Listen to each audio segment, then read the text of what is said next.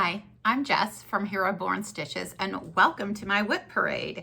In this video, we're going to go through all of my WIPs. There are 46 of them, soon to be more, but we'll cover that in plans. And then at the end of the video, I've just kind of overhauled my plans for the next year. Hopefully, I don't know, I might change, but I've kind of overhauled them. So I'm going to share those with you as well. So before we get started, I know WIP parades oftentimes bring new viewers out and things like that. So I want to go ahead and reintroduce myself a little bit. So like I said, I'm Jess. You have found my FlossTube channel, Hero Born Stitches, where I talk about mostly my cross stitching and my cross stitching journey. Some of my knitting and some of my quilting might pop in occasionally. Today it's all cross stitch. I am 55 years old. I live in the middle of nowhere, Kansas. I am a mom to 3 wonderful children and a Mimi to 2 amazing granddaughters. And I also have a number of step-grandchildren and stepchildren and all of that. I'm an accounting educator. So yes, I teach accounting. I know, that's very, very sexy. And like I said before, I'm really multi-craftual. My world is very neurospicy. Myself, my husband, my kids, my grandkids, pretty much everybody in my world is neurodivergent in some way between autism, ADHD, and ADHD. You name it, we're there. So bear with me if I get a little crazy on you sometimes. We are also a very queer family. I have children who are queer. I have grandchildren who are queer, step-grandchildren who are queer. So we're very much advocates and very much supportive of that whole community. Yeah, I don't know what else I need to say. So let's get started with the WIPs. I have broken my WIPs up into 3 different categories for you. The first ones we're going through, I am classifying as old WIPs. Some of those are very, very old, like dating back to the 80s. Other ones are a little bit more recent.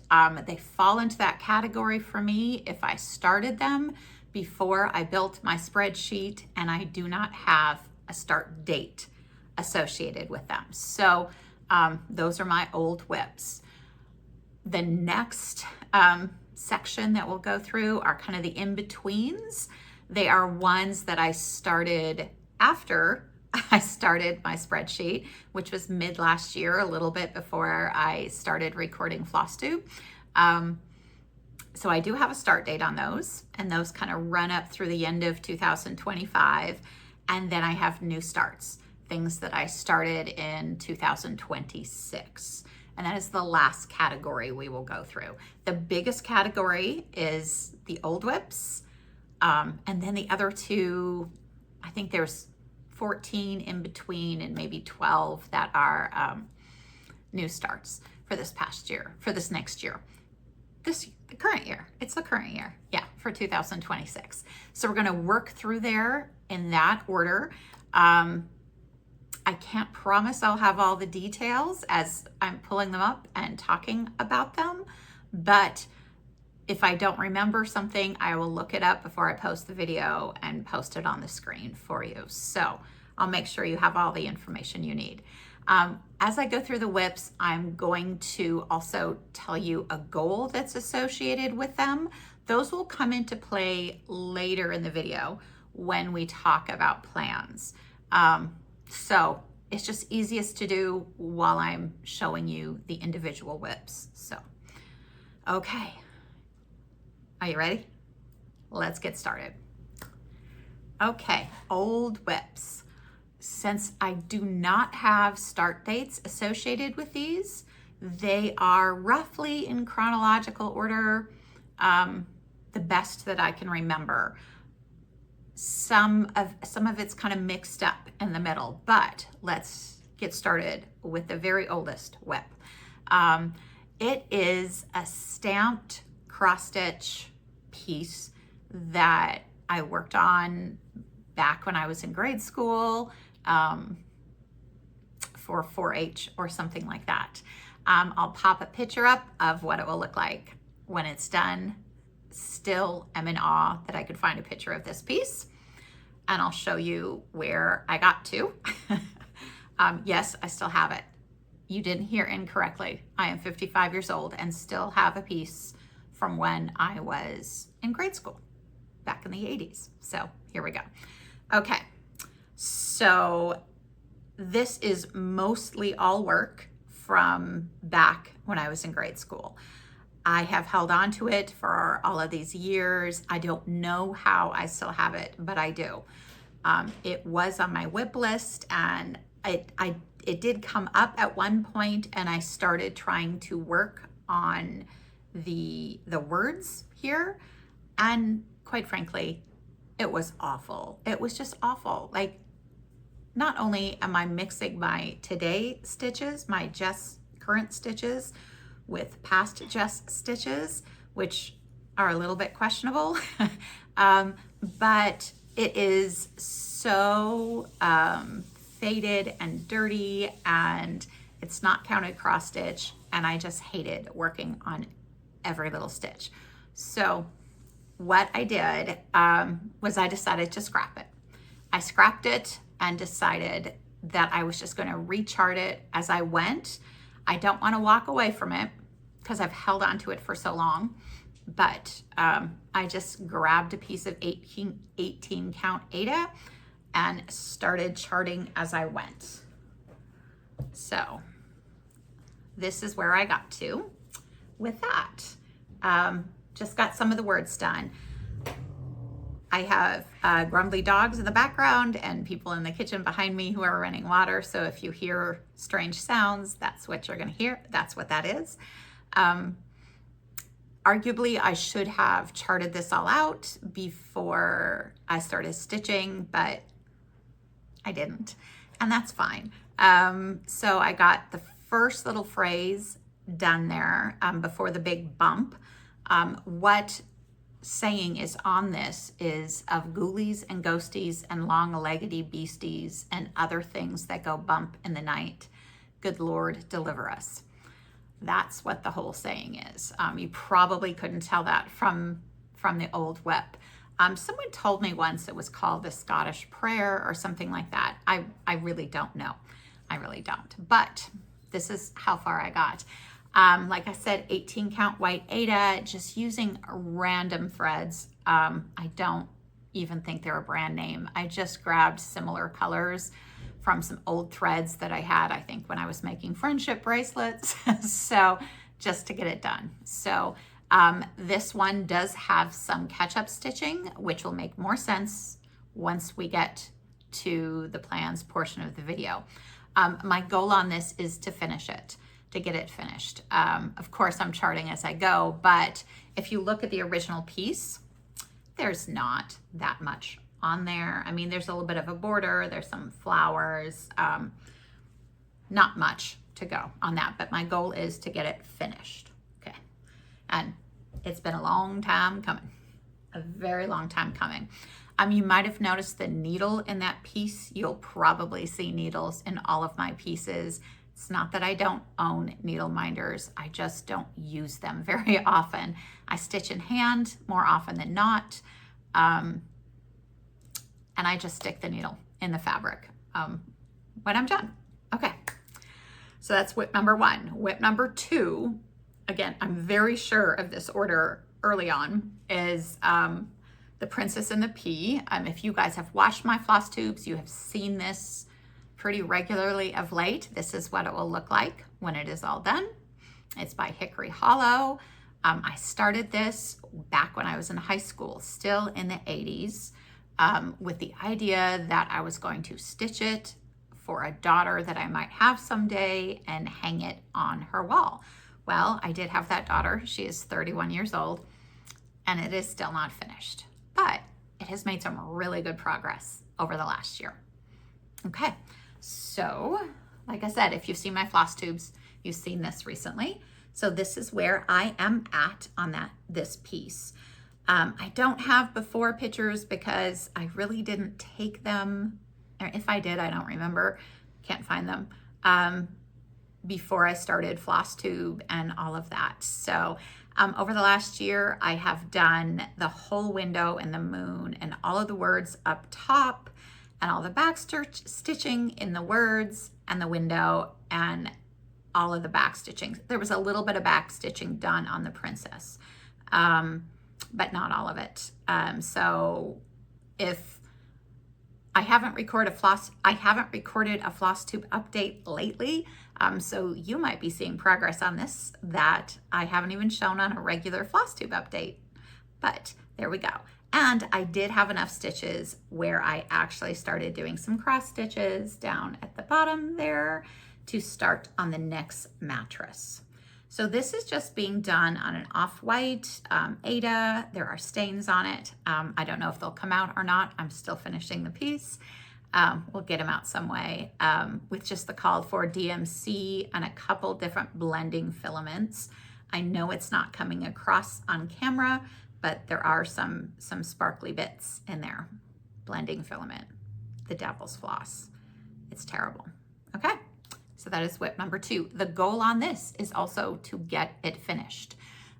There is a fair amount of work there, but I'm going to try by the end of this year. Can't promise anything, but I'm going to try to get this finished. So a finish is also the goal on this one. I will point out here that the goals aren't necessarily goals for the end of the year. They're just kind of goals in general, which will make more sense when we get to plans. Okay.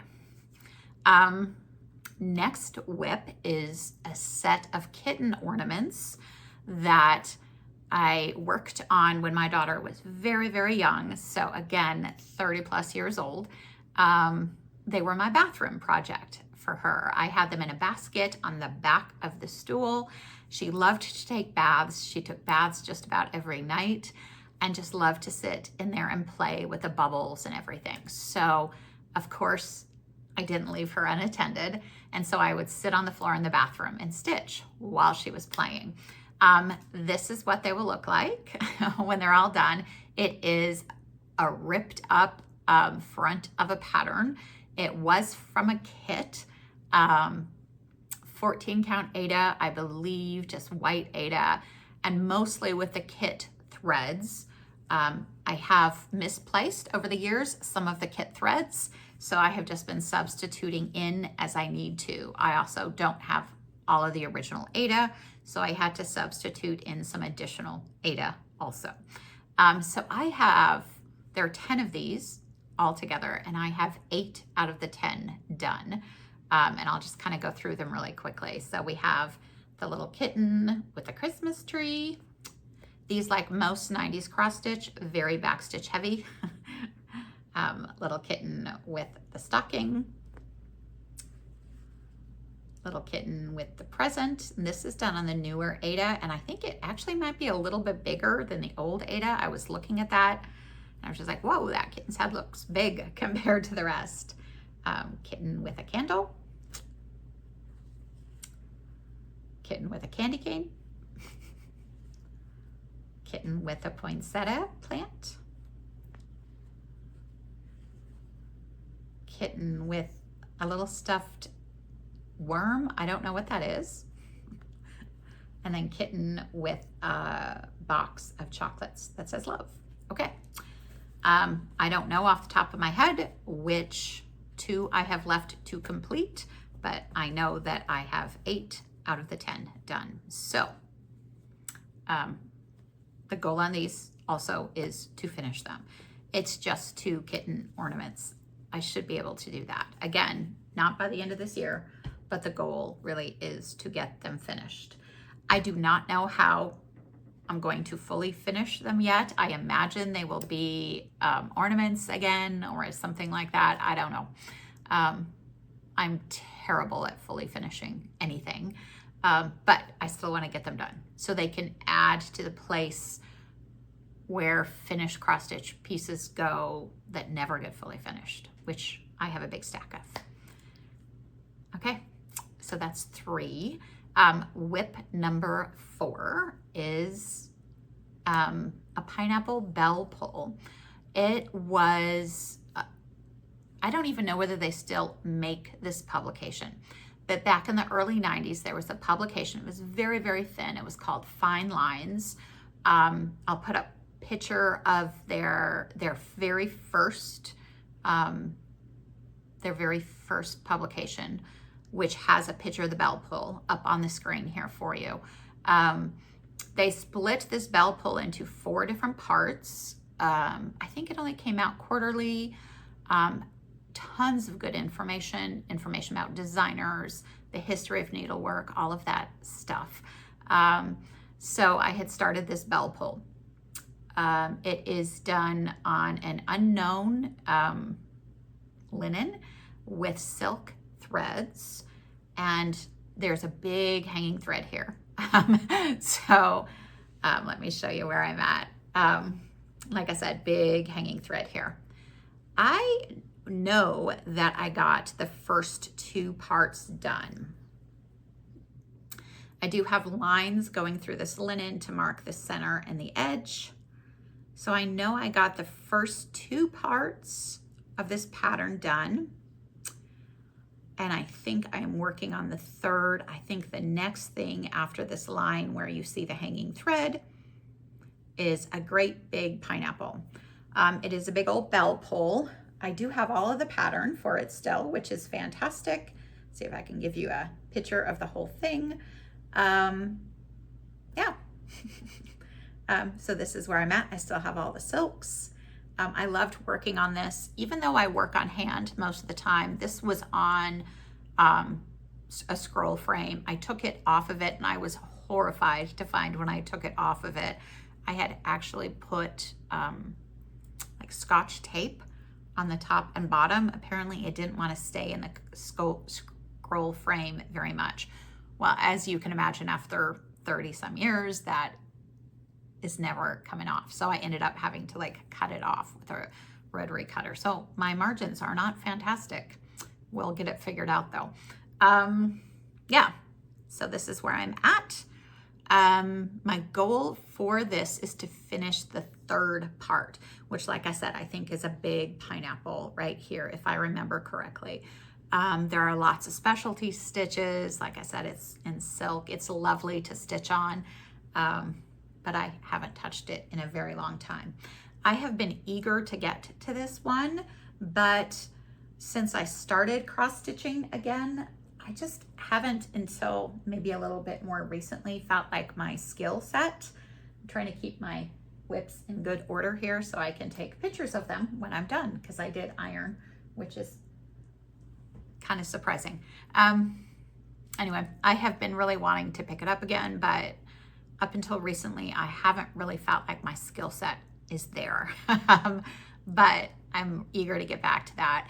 I do have an old, I want to say Giselle, I hope I'm saying that correctly, an old Giselle frame that I bought back in the 90s with all the pieces and parts and everything.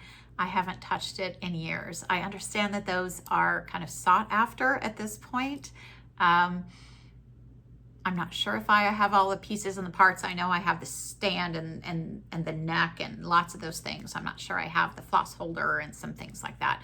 So I need to dig in there and double check and maybe get it back on a scroll frame. If not, I have a little like Nerge lap scroll frame. I think I can put it on. It does kind of need a frame.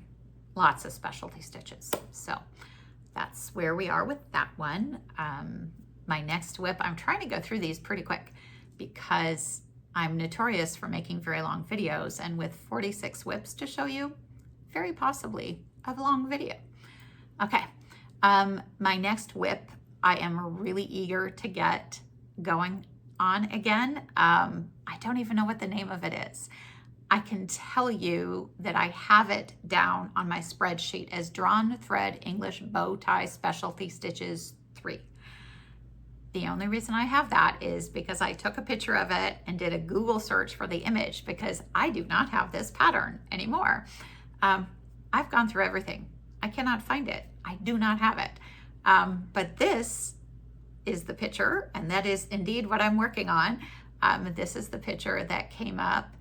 There was a listing on eBay a while back.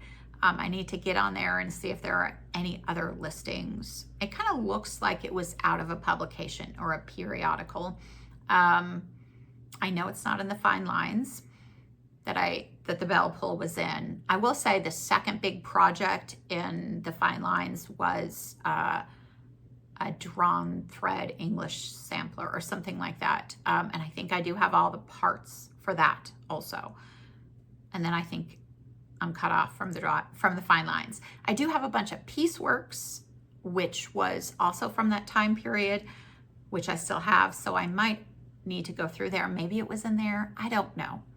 Cannot find the pattern. Anyway, this is where I am. And I mean, I have loose threads that need woven in all over the place. I am very close to having this finished, should I find the pattern. I think if I have absolutely no luck finding the pattern, I think I am going to like go off the picture and just shoot from the hip as much as I can. I don't know anything about this linen. It's very old. You can see probably right through it, and I should hold something up behind it. Let's see if I did bring something, because I knew some of my pieces were like that. Oh, that's so much better. Don't know anything about the linen. The threads were all DMC, which makes me think that it might have been in a periodical or something. If anyone who watches this has this pattern or knows of this pattern or can find this pattern, please let me know. I very much would like to find the pattern so I don't have to shoot from the hip. But yeah, that is my next WIP. My goal on this is also to finish it. Of course, I need to find the pattern first, so, or work some miracles, I guess. I don't know. So again, very old WIP. Okay, my next very old WIP is the drawn thread sampler. This is what it will look like when it is done. This is just drawn thread work. I liked doing that, as I remember on occasion. I know nothing about the linen that it's on. I know it's a couple different weights of pearl cotton, and there are stains on this linen and holes because it's drawn thread. There are stains on this linen that I am not sure I am going to be able to get out. I just have a couple rows of it done. I did not do the top motif, so I might do that when I get back to it. I really considered, honestly, just chucking this because of the stains. My friend Erica gave me some ideas to get the stains out. Erica, if you can remind me of what that was, so I don't have to scroll back through a year plus of messages, that would be great. Yeah, so I've got a couple things going on there. I will probably try to get the stains out. I'm not going to throw it away. I will probably try to get the stains out. If I cannot get the stains out, I will probably just finish stitching the piece and then maybe dye the finished piece to make the stains less noticeable is my plan right now. Although finishing this is possible at this point, that is not my goal on it at this point. I want to do 3 rows, so that's going to include that top motif, which I never did. I have a row started down here. You know, I kind of got the framework and hanging threads from that next band, and then do 1 more after that. So that is my goal for this piece, the drawn thread sampler. Okay. All right, my next piece I just found a little bit ago. So if you watch my floss tubes, you've probably seen it. Saw it not ironed, but I did iron it.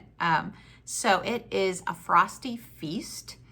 And this is what it will look like when it is done. I do not remember the name of the artist, designer, any of that right now. I know nothing about the linen. I'm gonna guess it is DMC. It does look like there's a little bit of blending filament or sparkly in it also. It is on a huge piece of linen, to the point where when I found it, I honestly thought it was a tablecloth. But I have, and we've got stains again. I don't know if those are coming out. If not, I might strategically place a snowflake or something there. But I have one little sad snow person there. I have absolutely no memory of starting this piece at all. I'm not surprised that I started it because I did do very much have a snow person thing. Stitched a lot of them back in the day. Haven't really stitched a lot lately, but I have stitched a lot back in the day. But that's where I'm at. I've got one little snow person done. The chart is all DMC, other than the sparkly bits. So I'm sure that's what I did it with. Know nothing about the linen. Since I do have the chart, I will put the name on the screen. Anything that I have the artist that I'm not saying, I will put it on the screen. So my goal with this is a pretty small goal. It is to do one additional snowman. We're gonna slow roll this. There's a lot of snow people in here, but do one additional snow person, and then we'll see where we go from there. This is so stinking old and stained, and on a piece of linen that is much too big for the piece. And I started it smack in the middle. So of course that linen, even if it wasn't stained, is not going to be good for much else. But one snow person. That's my goal on that one. All right. Now we're moving into a couple things which arguably I should UFO, because I really don't have a lot of interest in doing them. But I am also mad stubborn. And I've kept them all these years. So there's just part of me that just wants to finish them off, and it will not take that long. The first one is a set of Hardanger, banging the table, sorry, set of Hardanger ornaments. This is what they will look like when they are done. They are part of a kit. It is an old kit. It has pearl cotton in red and green in it. I think I wanted to mix it up and do some yellow and blue, so I've got some yellow and blue pearl cotton in there also, but I do not think I'm going to do that. There are enough of the little plastic, and they are plastic little frames to reverse the colors in these. So I have two that are finished and in the little frame. There is felt that goes behind it that is red, but I think I had trouble fitting it in the little plastic frame when I had the felt behind it. It would be kind of nice to have something behind there, I think. So I might get a little bit creative there and try to figure that out. So I have two of them fully finished and in the frames, 2 of the 4, not inversing colors. And I have another one with a hanging floss and a really thick needle. That is fully stitched. I just have not cut out the middle bits yet, nor have I put it in the frame. So it's Hardanger. I used to love to do Hardanger. I haven't done it in years. It's not that hard. I should just finish them off. I'm not sure I'm crazy about the little plastic frames they're in. I mean, they're very plasticky. So I don't know. I've already cut them though for those, so I don't know. Maybe I'll just finish them. And then if the dogs pull the ornament off the Christmas tree, I won't be mad at it when I get them done. So the goal for these is really to finish them. There's not that much work there to finish these little bad boys. And like I said, I've had them all these years. I might as well just look at getting it done, and peace of mind. Okay, the next WIP is, again, something that I arguably should UFO. It is a holiday gift set, silk ribbon embroidery. I just found this, again, not that long ago, so if you've seen my floss tubes, you have probably seen it. This is what it will look like when it is done.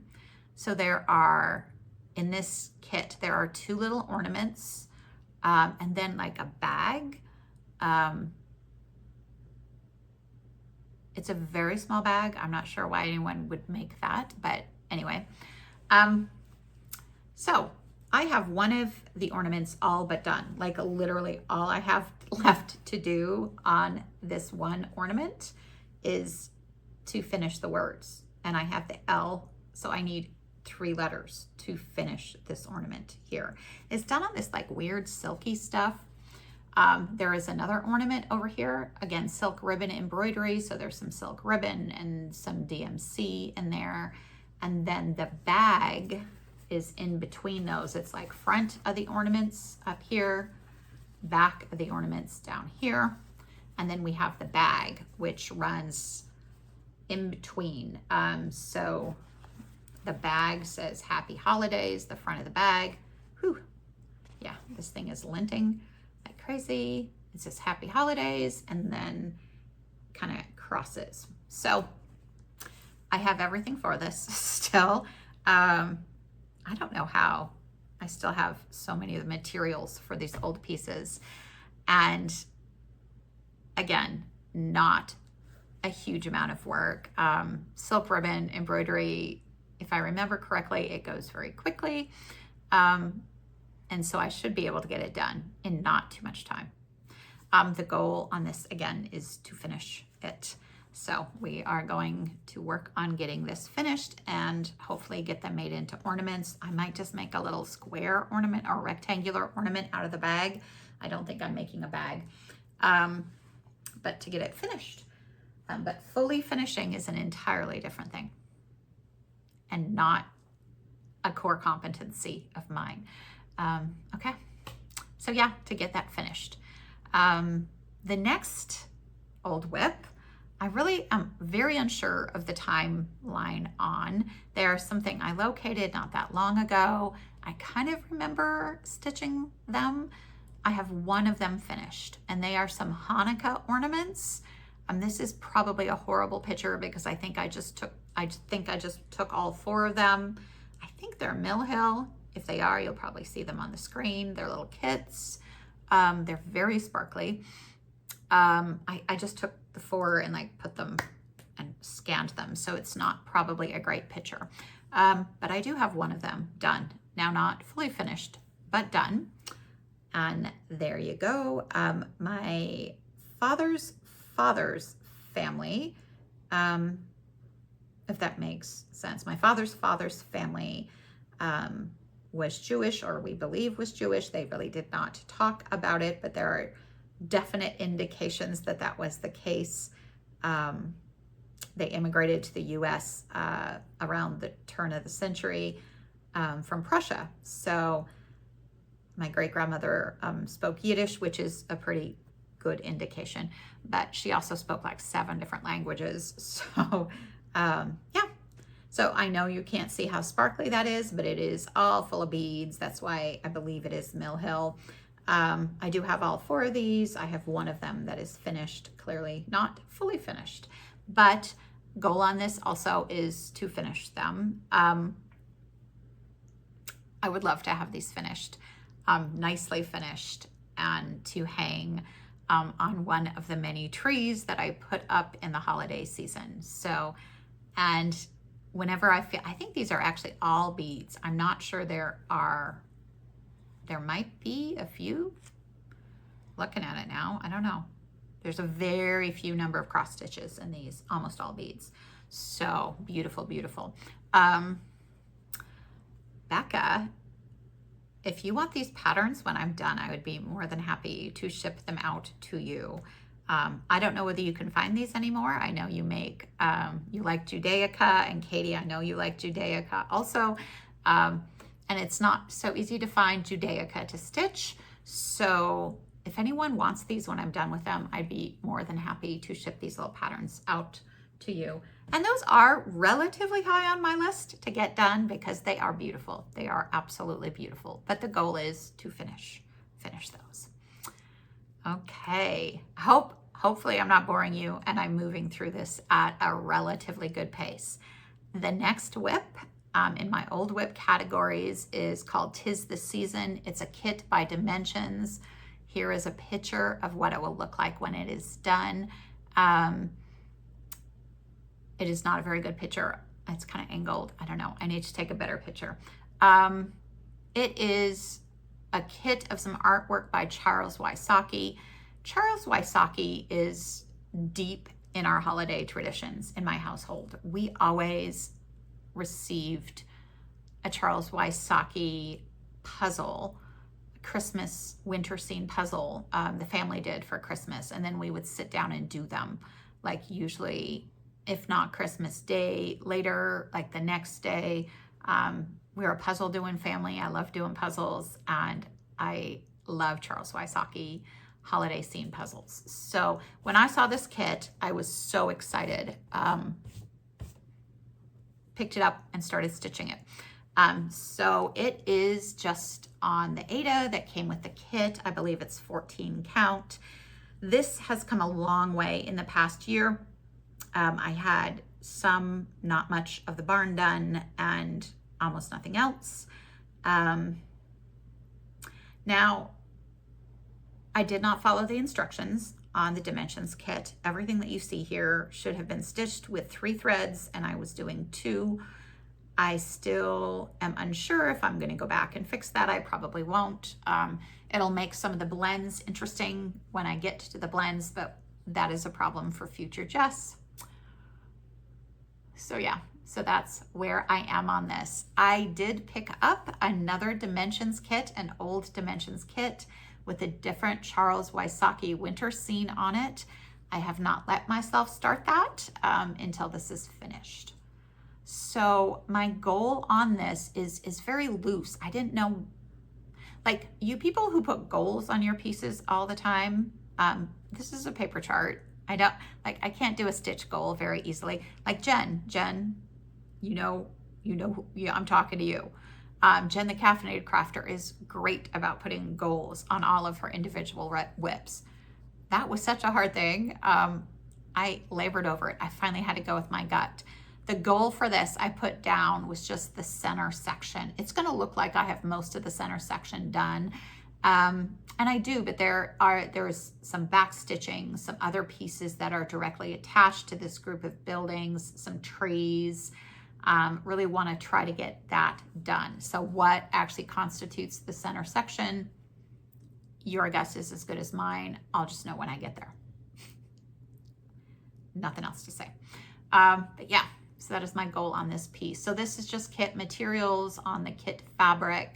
It is a dimensions kit. I'm sure there's not much margin on it. I would like to kind of get over to one side just to kind of check that out a little bit, but I'm going to work on the center since that's where I started. With little margins, it's always probably a good call to start in the center, which I did. Okay, the next WIP is an old piece from the Scarlet Letter. It was a kit that was put together by them, so I don't really know a lot about the linen. I want to say it's 32 count. I could probably go back and look at the kit, and I know it's kitted out with silks. It's not a very big piece. It is the Moon and Sun sampler, and I'll pop a picture in there of what it will look like when it's done. Because it's thin linen, I'll hold something up behind it. So this is where I'm at. A year ago, I had just barely started this border. The border actually has 2 different colors in it, and it is 1 strand over 1 thread of linen, just all from the kit. So in the last year, I've been able to get the whole border done, do the little row, I don't know, grass, whatever that is, across the bottom, and do that flower motif. Oops, right over here, and start on Eve there. Eve is very squat-legged and has some very thick thighs. Adam does too. And there's a tree in the middle there. So it is the Moon and Sun sampler. I really do enjoy working on this piece, but I was really stuck on the border for a very long time. So now that the border is done, I imagine it'll be kind of fun to pick up. My goal on this piece is kind of an ambitious goal. It is little though, you can see how little it is. I want to do all of the motifs that touch the bottom row, and that includes the tree, which is pretty big. So there is another flower pot kind of on the other side. We have Eve, we have Adam. her armpit hair, and then the tree that goes up. And I think there's one other really small motif. So I want to get all the motifs that kind of touch the bottom done. That is my goal on this piece. Again, kit by the Scarlet Letter. Purchased a very, very, very long time ago. Okay. Next piece. I have people, again, in the kitchen behind me and walking by. So if you hear weird noises, that's what that is. I'm kind of on a time crunch. So I want to try to get as much recorded as I can. Okay, next piece is also part of a kit. I don't remember who made the kit. I will pop it up on the screen when I am editing Jess. It is called Nature's Window. This is what it will look like when it is done. My friend Monica bought me this kit because she knew I was loving cross stitch years ago. And it is just on the kit Ada. I believe it's 40 count with the kit threads. This is being done 3 threads over 1 square of Ada. Super pretty, super bright colors. Really have enjoyed working on it and like lost it for a long time. But this is where I am at on Nature's Window. My goal on this is to finish 2 pages.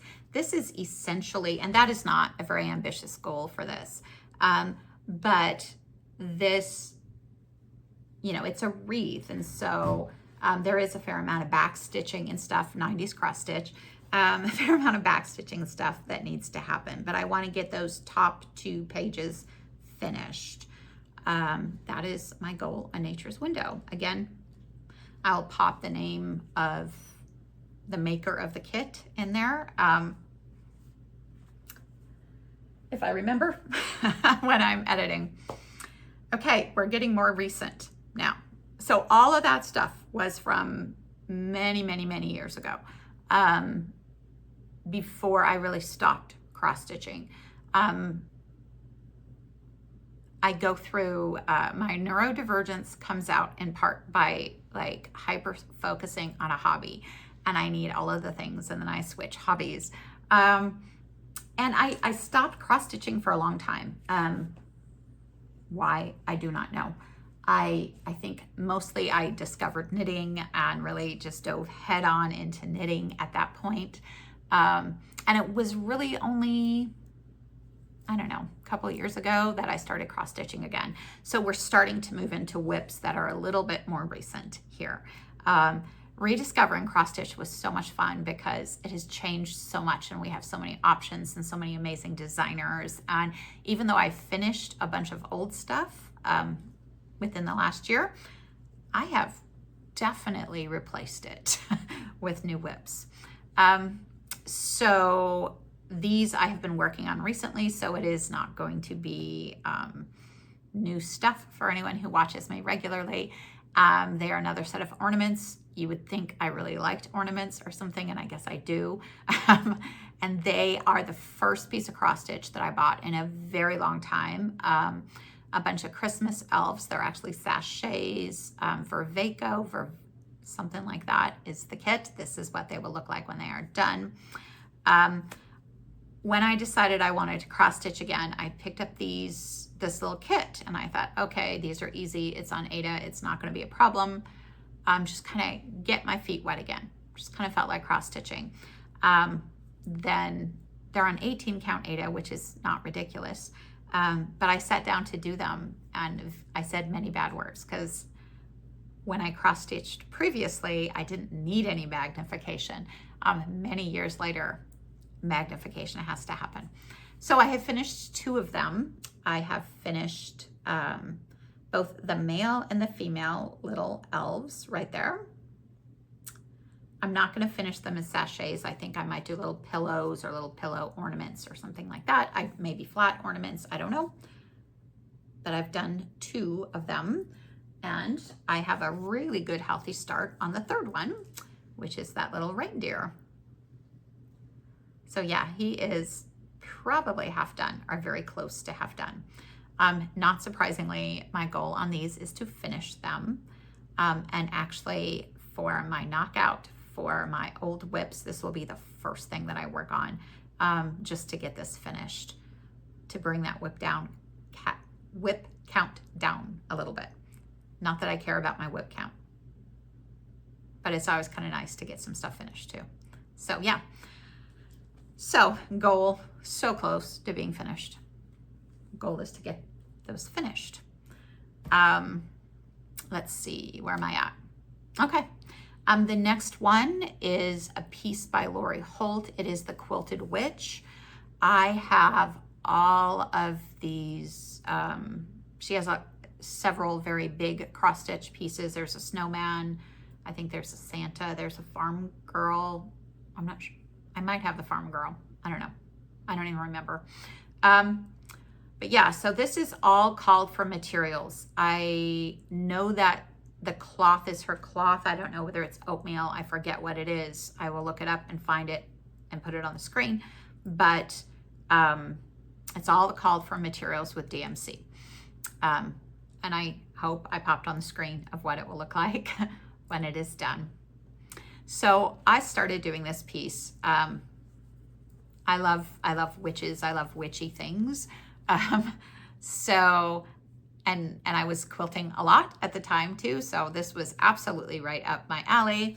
And I got a whole lot done on it. And there's a huge mistake in it that you won't see. And we'll talk about that maybe when it's finished.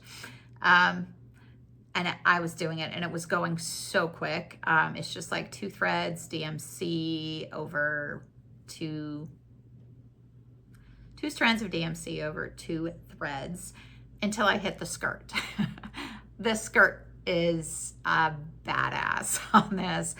Each one of those little squares, it's lovely and it's so effective, but each one of those little squares has at least 2 different colors, some of them 3 in them, and they're not very big, and you're changing colors a lot.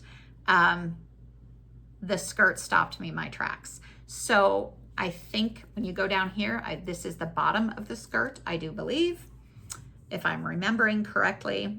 This had a bunch of catch-up stitching associated with it, so it hasn't seen the light of day in a while, but I hope it will very soon. My plan is to have it. Again, catch-up stitching will make sense when I talk about plans. I hope it will see some light very soon. My goal on this is to finish the skirt. There's not a ton of it left, but it is kind of daunting. And I think the rest will go very quickly. The broom that she's standing on, all of that, there's not really a ton left on this piece to do. But I love it and I'd love to have it done. And I haven't allowed myself to start the other ones that I have all kitted up until this is finished. So yeah, we have the Quilted Witch by Lori Holt on all the called for fabric, called for floss. Hopefully I will have popped what that called for fabric is on the screen for you guys. The next one you have seen very regularly because my goal is to finish it. And it is the Steady Thread 2025 Blackwork Sampler. And I have been working diligently this year to try to get it finished. So this is what it would look like. This is what it will look like when it's all done, if it was all done in black, and it's not. And this is where I'm at. I am behind with my goals on this one, so I will be working on this one this week for sure. This is done on Cafe au Lait 28 count Aida by Fiber and a Whim. The border is Black Coffee by Classic Colorworks, and all of the colors of the little motifs, bubbles, circles, whatever you will, in there are just leftover Classic Colorworks I had from other projects. So yeah, my goal has really been to do one of these little bubbles a week. Like I said, I'm a little bit behind on that, so I will be working on that this week. But my ultimate goal is to have this finished. Again, this is not by the end of the year. Well, I hope to have this one done by the end of the year, but those goals really aren't end of year goals, over the next year goals. They're just goals, and we'll stay there. Okay. The next piece is Seasons 2, A Celebration. I am not remembering the name of this artist.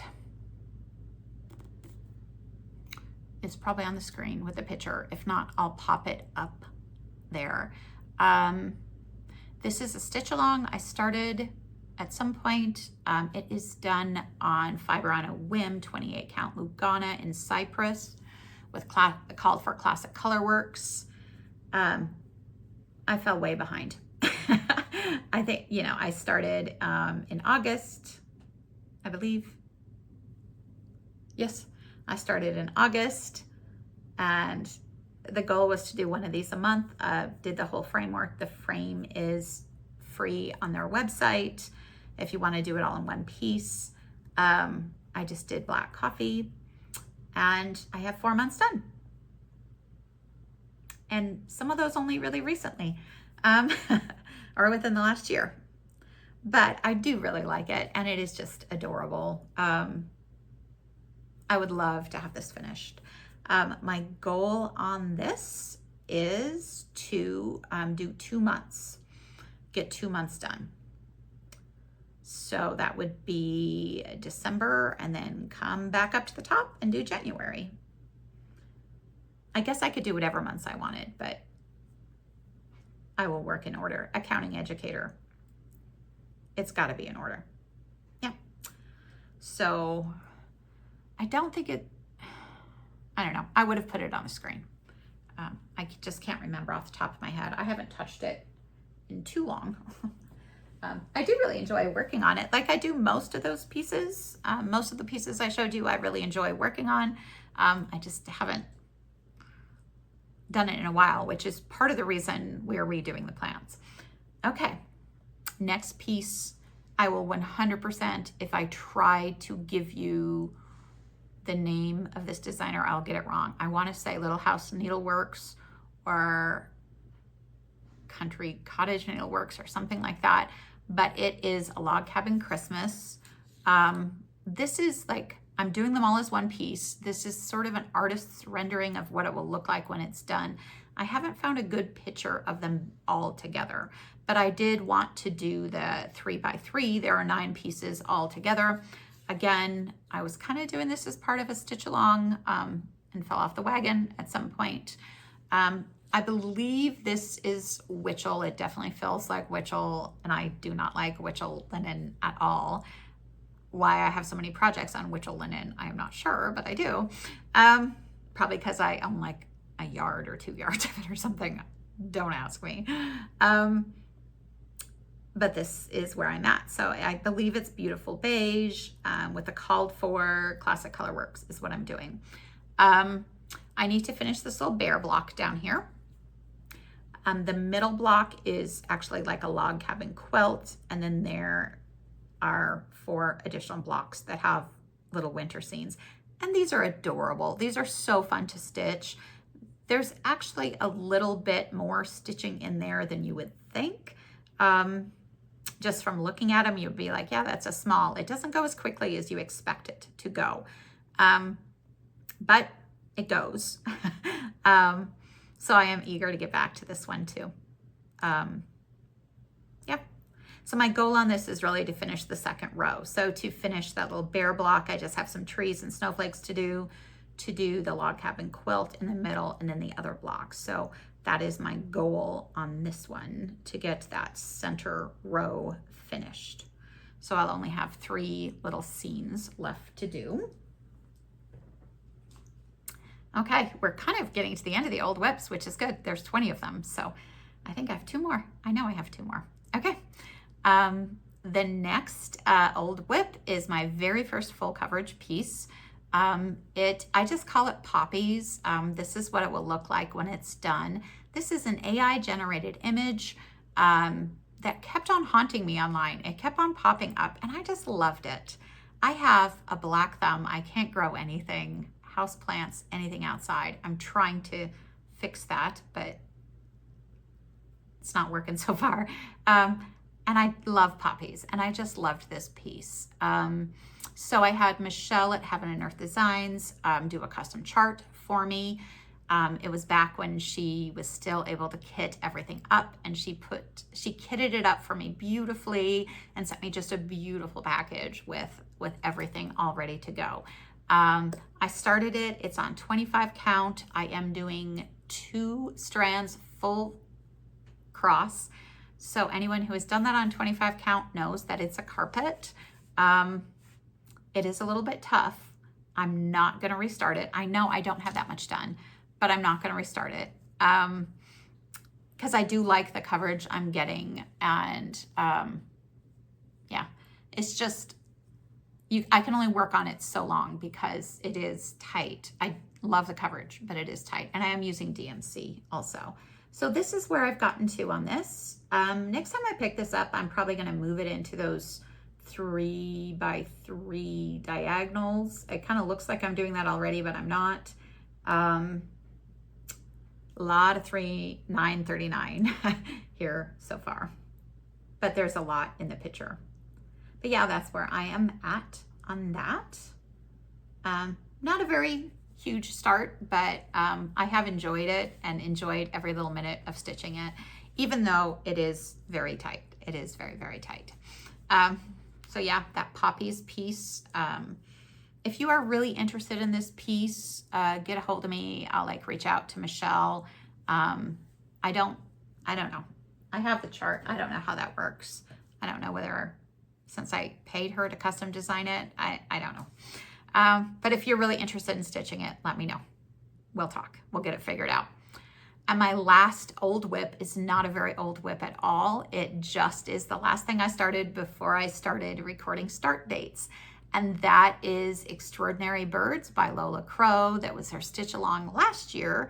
I did not join her stitch along this year because I do not have this one done yet. You guys have seen this before. This is what it will look like when it's done.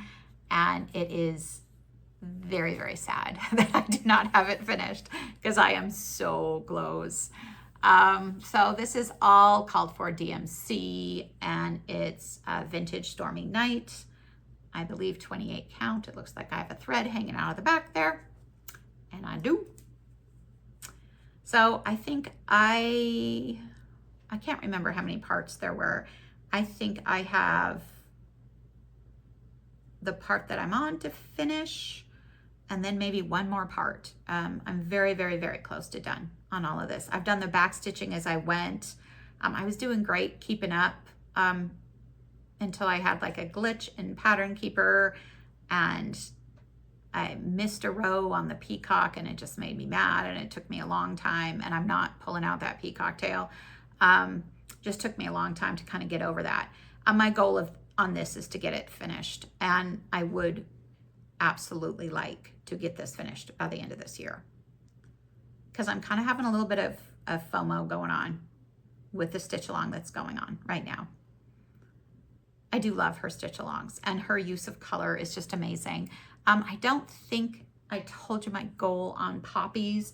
I don't even know what percent I'm at right now because I didn't pull that up, but my goal is 5% on poppies, to get 5% of the chart done. And of course, like I said, the goal on this is to finish it. So that is where I am at. And those are all of my old WIPs. That is by far my biggest category. So I'm gonna pause here for a quick sec. It's not gonna be any time for you, but I'm gonna pause here for a quick sec, take a drink, kind of reset. And next we'll move on to kind of those in-betweens, things that I started in 2025, kind of mid-summer up through the end of the year. That is the next set, and I think there are 14 of those, so hang tight.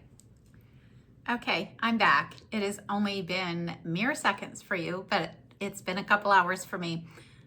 I had a very important de-stash to go to.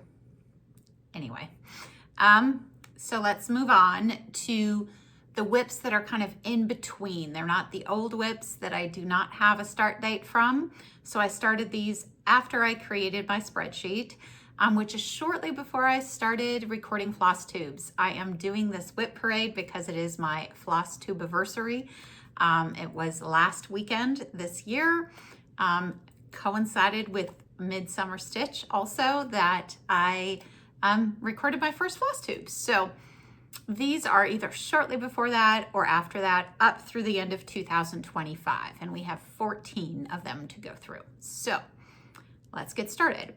The first one is Olivia the Forest Witch. It is a Mirabilia. No, it's not.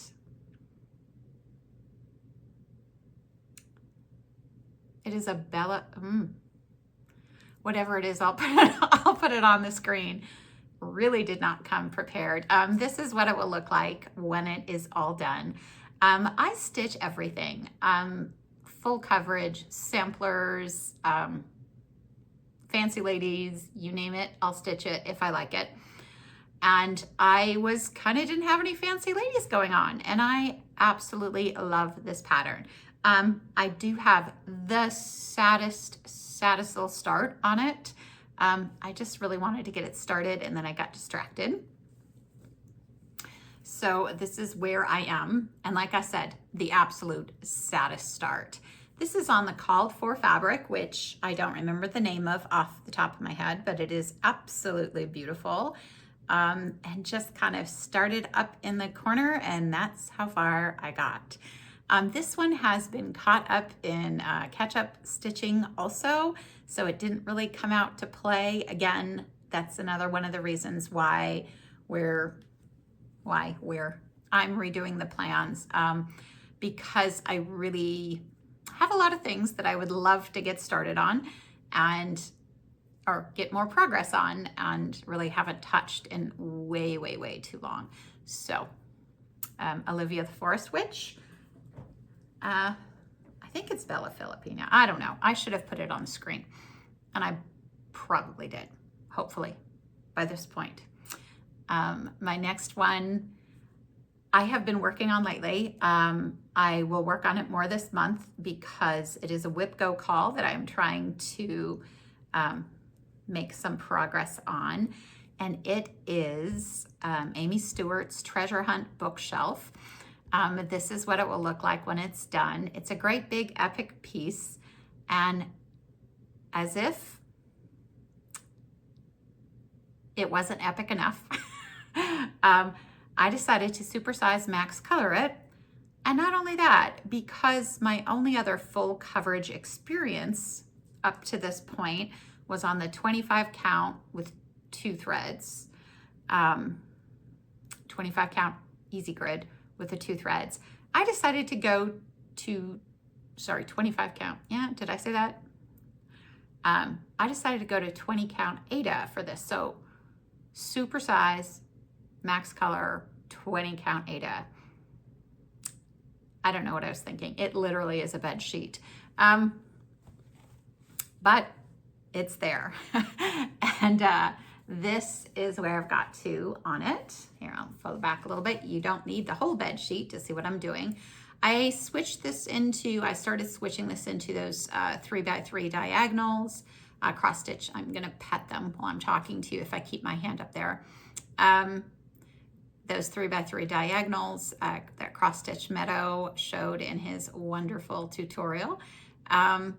I'm not following it all the way across the top. I would just get bored with the tops. So I am going to take this out, probably finish the diagonal that I am in here, and then I'm going to do the next block of 3x3 diagonals down, and then go back over to the top and kind of work that way. So it's going to look like I am doing a full diagonal, but I'm not. I'm just kind of mixing up where I'm doing it.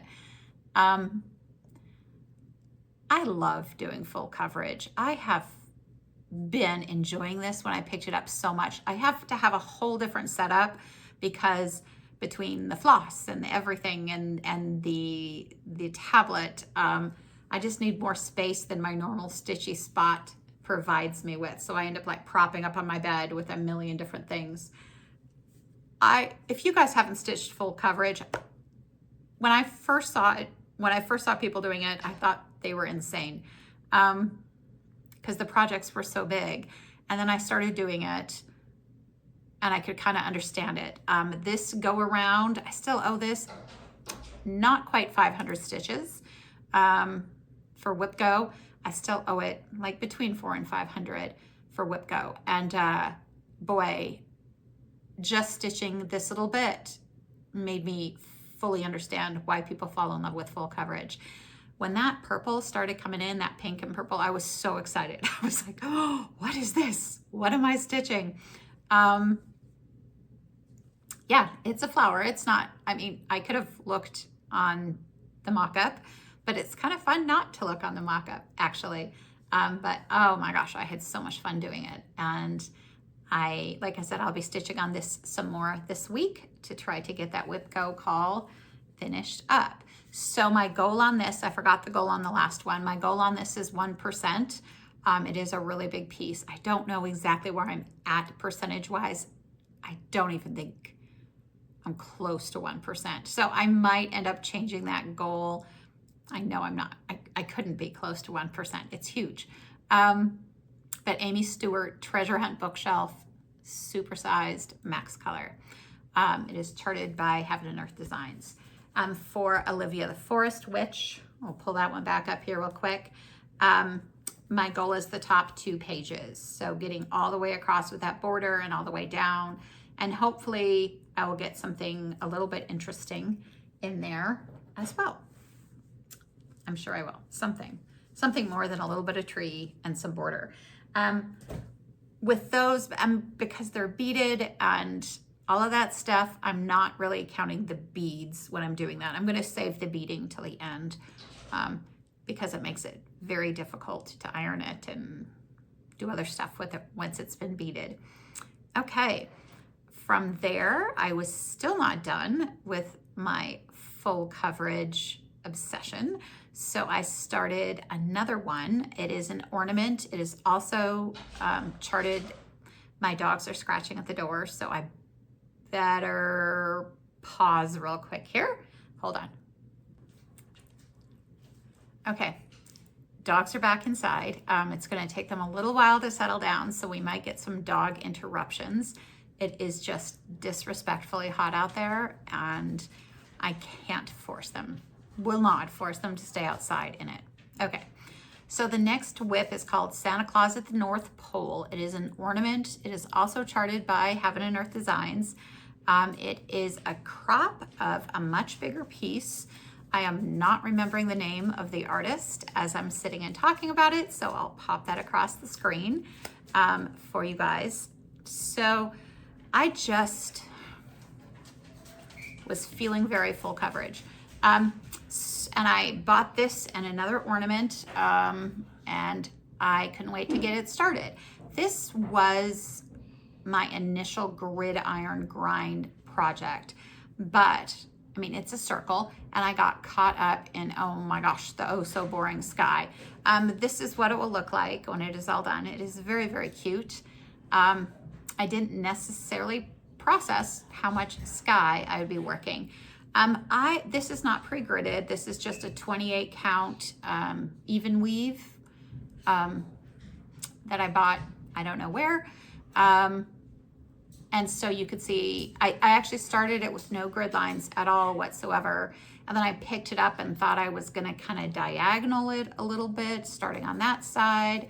And so I put in threads every 10 stitches to kind of give myself a little bit of a gridding. I think I might just use a water-soluble marker instead of those threads moving forward, but for what I have marked, I have it marked. So I really don't know percentage-wise what I'm at. It's been a very long time since I touched it. I also think it has been caught up in catch-up stitching. And my goal on this is 10%. Like I said, really don't know where I am, so I might have to adjust that again, but just a lot of boring skies with some purples and some grays and that kind of situation going on up there. But I am eager to kind of grid it proper and make some good progress on it. So there we go with that. My husband is walking through the kitchen and he jingles when he walks, so if you're hearing that, that's what that is. Okay, next project I had you guys vote on my next start a very long time ago. I think it was like video number 2 or 3 or something like that. And it is by Bent Creek, and it is called Begin. This is what it will look like when it is all done. And I have been working on this lately, so if you guys have watched my floss tubes, you would have seen it already. Nothing new since the last time you saw it, and this is where I'm at. This is being done on 28 count slate by, I want to say Fiber on a Whim. Yep, left the tag on this one with all the called for floss, which is some DMC, some weeks, some dogs drinking aggressively in the background, some classic colorworks, just a lot of different flosses, just whatever's called for. And I had been working on this one through catch-up stitching with my temperature stitch rotation with what it was, and it did see some good progress. However, not enough and not quickly enough. Again, another part of the reason we're changing up plans. So absolutely adore this piece. My goal on this is to get it finished. There are not that many stitches in this. Again, goals are not necessarily by the end of the year or whatever, just a goal is to get it finished. So there we go. Begin by Bent Creek. All right. My next piece you have seen a lot of lately, I think. It is Latitude. My friend Erin at Cornflower Stitchery, who is also one of my Stitching Owl friends. We met through Jason X Stitches Round Robin that he put together last summer. She found this piece when it first came out, and all of us night owls decided to start it. So it is Latitude by Long Dog Samplers. This is what it will look like when it is done. I am stitching mine on, it'll be huge, a 28 count Tornado by Fox and Rabbit, using Silks for You PR9, I believe it is. And this has seen a little bit of work since I showed it in my last FlossTube video, because I had some stitches to finish off with it for temperature stitching.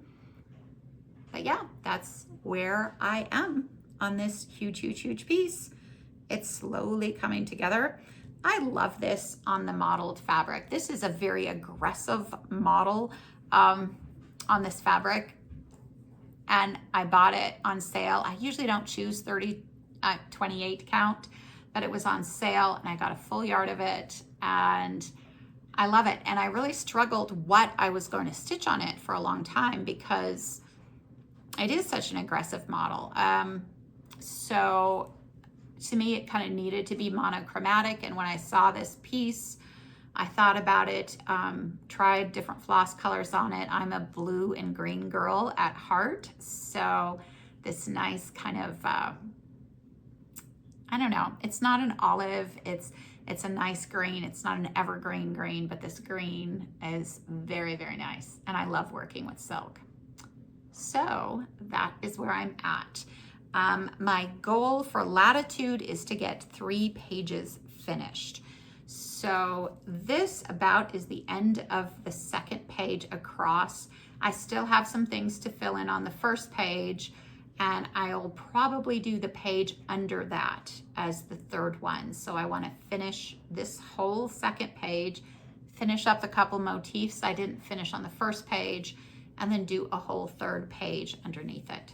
So yeah, that is Latitude by Long Dog Samplers. Like I said, I stitch a little bit of everything. Just kind of depends on what I'm drawn to and what I like in the moment. And sometimes I have different things that are calling to me, different styles, different types of stitching. So with 46 WIPs, soon to be more, I've got plenty to choose from at all times. Okay, my next WIP is Stitch Along by Satsuma Street Holiday House. I started it, I was doing really well, keeping up until I wasn't, which is the story of my life with Stitch Alongs. This is what it will look like. when it is all done. I have part 1 and part 2 entirely done. I think I have a little bit of back stitching on part 2, and then part 3, I would say I'm roughly about halfway done with, which is those penguins, and there's some snow people right above it there. So that is where I'm at with this. I know this is sitting on my WIP Go board. I don't believe I have catch-up stitching for it. I am stitching it on, I forget the count. It is raw linen, but with silver strands in it. It is actually very, very sparkly, and I absolutely adore this fabric for this pattern. And the colors, I love the way Satsuma Street uses the colors. They're always so bright and fun and cheery. Yeah, it's just a great piece. I love decorating for the holidays. I have this big old house, and I put up numerous trees, and I am always looking for things to add to my holiday decorating, which is getting a little bit out of hand. Once this is done, I am 100% framing it and getting it ready to put up on the walls. I have a lot of wall space, and I will probably end up needing to switch out all of my walls when it comes to the holidays here very soon, if I actually got everything framed. My goal on that is parts 3 and 4. So finish part 3, which I am on currently, and then get working on part 4, work and finish part 4. So that is my goal for that one. My next WIP is back to full coverage. I 100% blame Jen, the Caffeinated Crafter, for this one. And Jen, I hope you know I love you, and I watch you all the time. And yeah, so she started 6 Portals by Rose Catherine Kahn. And I looked at that piece, and it is just so beautiful. So beautiful. And she did scattered stitches all the way across the top of every portal. And then, I mean, she's kind of changed up the way she's doing it a little bit now, but she's working on the top of each portal, and she's kind of has a rotation for them. So I originally, when I saw the piece, I thought, okay, so that is beautiful. I love it. It's huge. It's epic. Why not? And then, but I just didn't know what to do, because there are really 6 distinct portals, and I didn't just want to start in one corner and work my way across, because I really wanted to touch all the portals, be really working on all the portals at once. I wanted to do it in one piece. And when I heard what she was doing with it, I thought, brilliant. Yes, we will just start them all across the top. So not trusting myself to count correctly for a piece that significant, I chose 2 colors in each portal. That one was a little bit more dominant than the other, just looking at the first 10 rows of stitches in the top all the way across of all 6 portals. And my plan was to work those 2 colors in those top 10 rows of stitches all the way across. And then maybe, I don't know what my plan was after that. I really don't. I don't think I had a plan after that. Maybe kind of go through and doing the rotation like she was doing it. So I did start. I got all the way with my 2 color situation all the way across portal 1. I got about half the way across portal 2, and it hasn't been picked up since. This is my adopted Gridiron Grind piece. Gridiron Grind is kind of a game that Kim Hollenbach, the Spartan Stitcher, put together for like American football.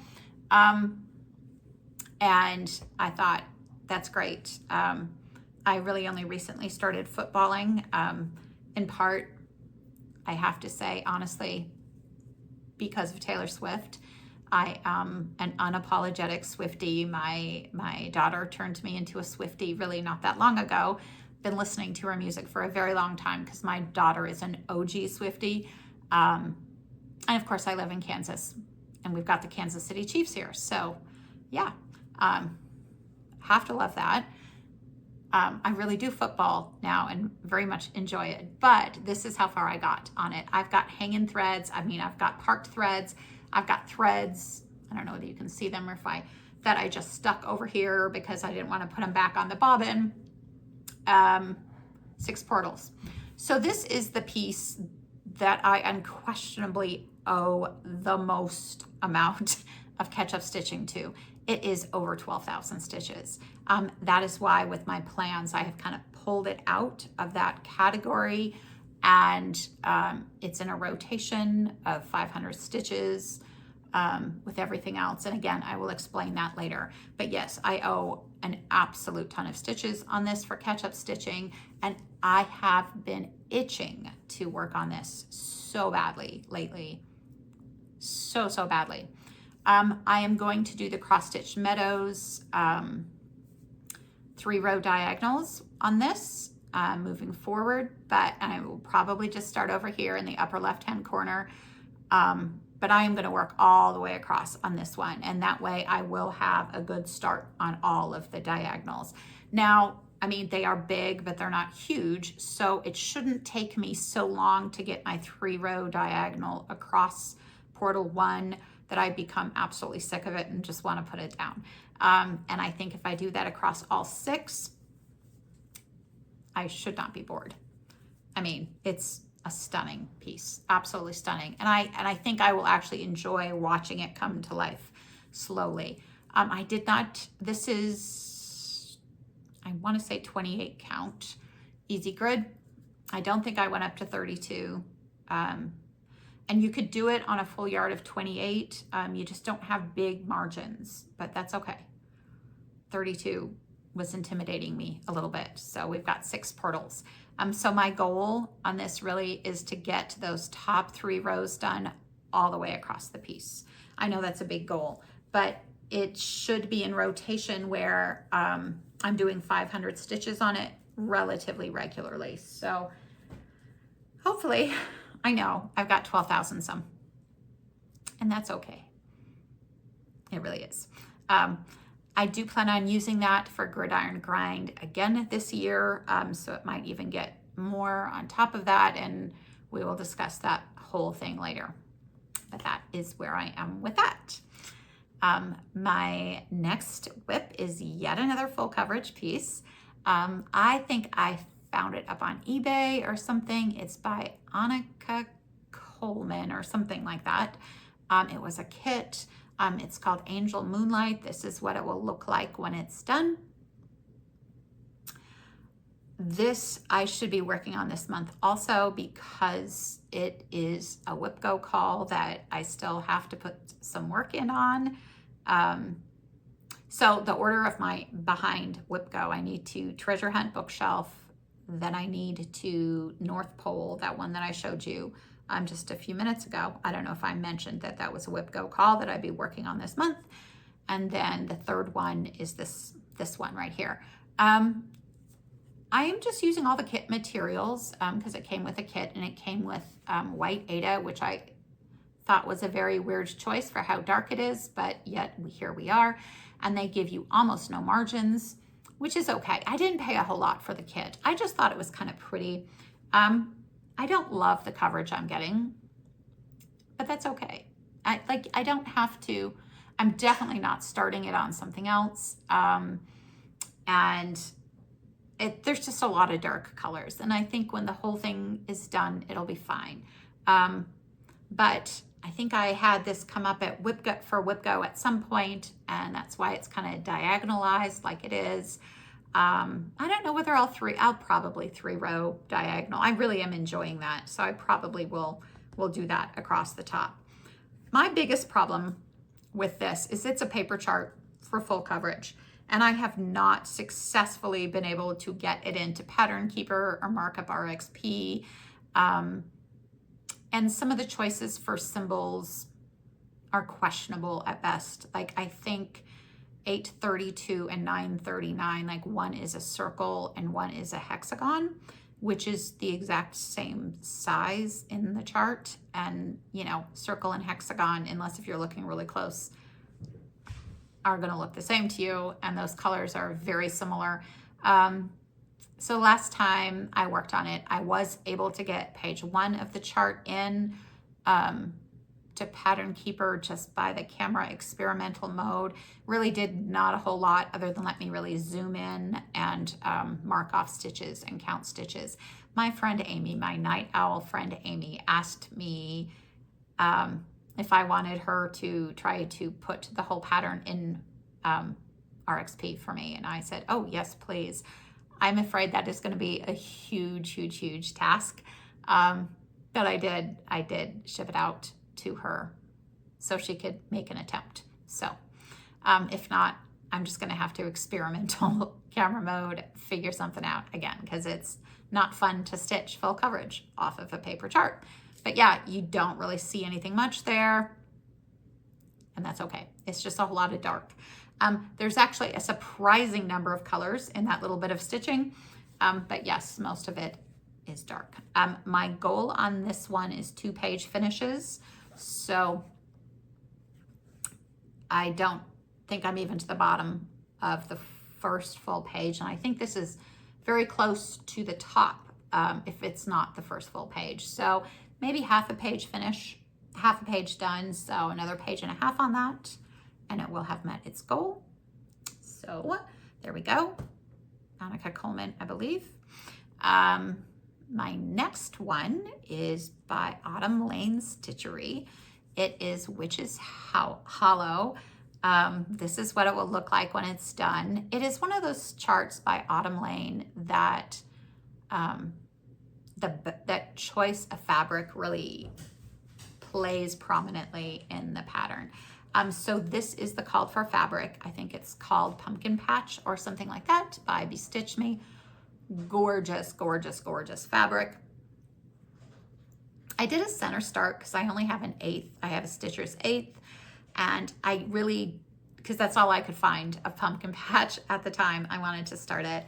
And so kind of did a center start, and I'm working my way out a little bit. I kind of worked over to this far left side, and now I need to kind of do the same on the right there. I am just picking a couple colors and going with it at this point until I kind of get my margins and all of those. There are not many colors of floss in this. I think there's like 7 or something like that. But the orange is all just the fabrics. So I've got my baby girl Cass here with me. So she's going to be grumbling and groaning. There we go. She discovered that there is a floor AC vent in this room, and there's flagstone flooring in this room, and so between the AC and the flagstone, the floor stays nice and cool, and she thinks that is the best thing ever, and it kind of is. Okay, so my goal on that one is really just the center section. Again, kind of like 'Tis the Season, center section is kind of loosely defined. As long as I get over to that right-hand side and kind of look at filling in some of that middle stuff, I will have reached my goal there. But I love that piece. That piece is so fun. So, so, so fun.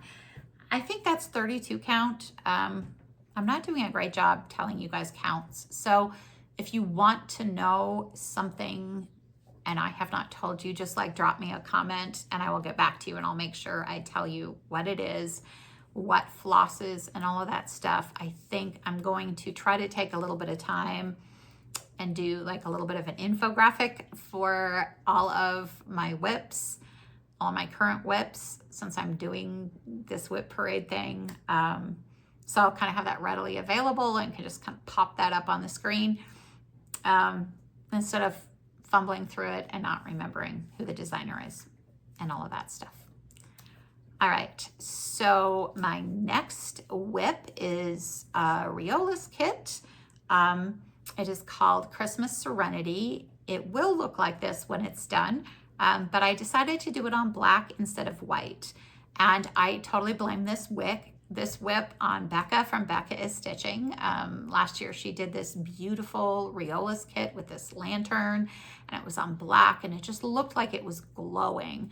And I loved it. I absolutely loved it. And so there I go, searching Riolas kits. There were several that I was drawn to. I knew I wanted to stitch on black, and I really, like I said, I love holiday stitching. So I kind of was leaning towards a holiday one, but the holiday one that I was drawn to the most was Christmas Serenity, and it was on white. And I sat and stared at that for a really long time and wondered what that would look like on black, and if there was any reason why it really couldn't be on black. And there really isn't. There really isn't. And in fact, with the colors and the lights and stuff, I mean, between the fireplace and the candles and the Christmas tree, I think it's actually looking good on black. So I'm excited about my choice there. This is one of their wool acrylic kits. And it has been not a bad thing, but it has been kind of a lesson in giving myself some grace, learning to stitch with the wool acrylic, because it does not lay as nice and your stitches don't look as neat and tidy as they do with like cotton floss or silk floss or anything like that. So it has been interesting. Again, this is a paper chart. They did send me a PDF.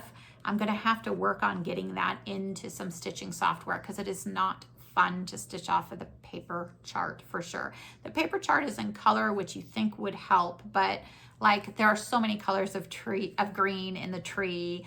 When I picked this up, this had a lot of catch-up stitching. I think I still owe a little bit on it. But when I picked it up the last time, I literally started like highlighting the chart and just like trying to do one color, because I couldn't even tell where I was. But I did make some good progress on it, and you can actually see that that's a tree, and I know where I am now. And it is just being done on black Aida. Nothing really, really fancy. And my goal on this one, and this might not sound like much of a goal, but is to finish the tree. The tree, there's some presents and stuff down here. So there's not a lot more tree down there. There is more tree going up. And then there are lots of decorations on the tree. There are ribbons on the tree, a lot of other colors and things on the tree. So my goal is really to get all the tree stitching finished. Not a huge goal, very, very doable, but this is one I have to kind of work on myself a little bit to pick up because of the paper chart. So not setting the goal so high, I think will help motivate me to pick it up more. But yeah, I'm loving the way it's looking on the black. Absolutely loving it. And hope that I continue to feel that way as I work more and more of it. I've almost picked up several other Riolas kits because I am enjoying it. I just need to overcome the chart situation. I actually almost bought one today, but I just need to overcome the chart situation, and I will get there. Okay. The next one is such a sad little failure. I can't remember who the designer is for this either. It is the Christmas Market series. I want to say Country Cottage Needleworks or Little House Needleworks. It's one of those two, I'm pretty sure. I have a picture of like, I think the first two put together. I did not really search for a picture of all of them put together. I am doing them as one piece. I was doing it, I was kind of planning on doing a stitch along situation with it. The first piece is that middle piece, which is like double the size. And I have all the floss. I got the called for, which is beautiful beige by Witchell. And I started it and did not get very far. It has been on my list of things to do all year. Clearly have not done very much. I don't even have a decent amount of that first piece done. There's a lot of little white stitches on there. And that's okay. I mean, they're looking fine. Like I was just working on the white, then I decided to do the little girl in the middle because it's something other than white. I just need to get the white done, and then I'll be rolling. But yeah, that's where I am on this. I thought about kind of putting this in new starts since it's kind of a 2026, but when I looked at it, I really started it on December 12th of last year. So it's really not. But yeah, Christmas market. I think I have all of them in this series now. I think the series is essentially done. They have just been being stuck in the project bag with this sad little start right here. So for this piece, my goal again is not very high. It's just 2 sections. So to finish this section and then the second section, wherever on this it may go. I just did a center start. And yeah, there we have it. If I haven't done so already, I'll pop up the designer up on the screen there. So I'm just doing that 2/2 on that beautiful beige. I think it's 32 count. You will see a number of projects on that because, like I said, I have a lot, a disturbing amount. Okay, so we have 3 more that fit into this in between category before we kind of get to the new starts of 2026. So the next one is the Steady Thread 2026 Blackwork Sal. I've been working on this regularly, so if you've been watching my FlossTubes, you have seen a lot of this. It is in progress, so I don't have a photo of what it will look like when it's done, but here is where I am on it. I am just stitching this on 18 count white Aida with Cottage Garden threads, Love Seat, and Tool Shed. And I'll be working on this month also. I've had company here and I'm way behind on what I want to do. So I have finished off that one, and the first 2 parts I believe are out for the next one. 2 or 3, I'd have to go look, honestly. So yeah, so I will be working on this one this month also. And my goal on this one is to finish it. I'm well on the way to having it done by the end of the year because I have been keeping up on this stitch along. This stitch along and me wanting to do this 2026 stitch along is the whole reason why I'm working on the 2025, because generally I don't let myself start something additional. Like I didn't start the new Lola Crow stitch along because I wasn't done with the old one. And normally I would not have let myself start this stitch along because I didn't finish the last one, but the deal I made myself was that I had like weekly goals that I would do on both of them. So I would do weekly stitching on this one and like get the border finished, which I've done. I would do weekly stitching on the other one and get the border finished, which I have done. So now we're just down to small parts every week to get done on both of those. So both of those should, knock on the table, be done by the end of the year. So that's that one. My next one, I'm a little out of order here on my pile. My next one was a Christmas Day start. I really wanted to start this piece, and anyone who has watched my FlossTubes has seen it relatively recently because I had a WIP Go call to do on it, and it is Scandinavian Christmas. It is charted by Stitch is So Beautiful. The designer or the artist is Peggy Davis. This is what it will look like when it is done. And this is where I am at on it. Again, I was so eager to start it, just started it on 18 count white Aida, and I did my little thread trick again. Again, I just probably need to switch that to water soluble marker, but that is where I'm at. This is the first piece that I started moving into the 3-row parking method. And you know, I have not liked parking in the past because everything looked so untidy. But as I've said before, these thread icicles are like life-changing. They just give it that tidy look for me. I had decided to kind of do this in blocks. I don't know, I might change from just those blocks because I am cutting those diagonals a little bit. And I don't know if I'm gonna get lines, but I don't want lines. And I might kind of finish up those couple diagonals on the top before, you know, I finish up on the bottom there. I still have like this section on the bottom though that I need to do. I don't know, I might do that first. But yeah, I'm loving the way this is looking. So many beautiful, bright colors. I am doing this 2 threads. It's on 18 count. So to get coverage, I do kind of need the 2 threads, but it's just a joy. It's just been a joy to work on. And that parking, that 3-block, 3x3 parking, I love it. I absolutely love it. I don't do that. Like this one, I was doing the stitch by stitch, row by row. Oh my gosh, that is slow. I love how tidy my stitches are, but it's so slow. So I started doing cross country within the diagonal, and the diagonal is only 3 blocks long and only 10 stitches across. So I'm not carrying thread all over the place. I love it, love it. And it allows me to be a little bit more efficient.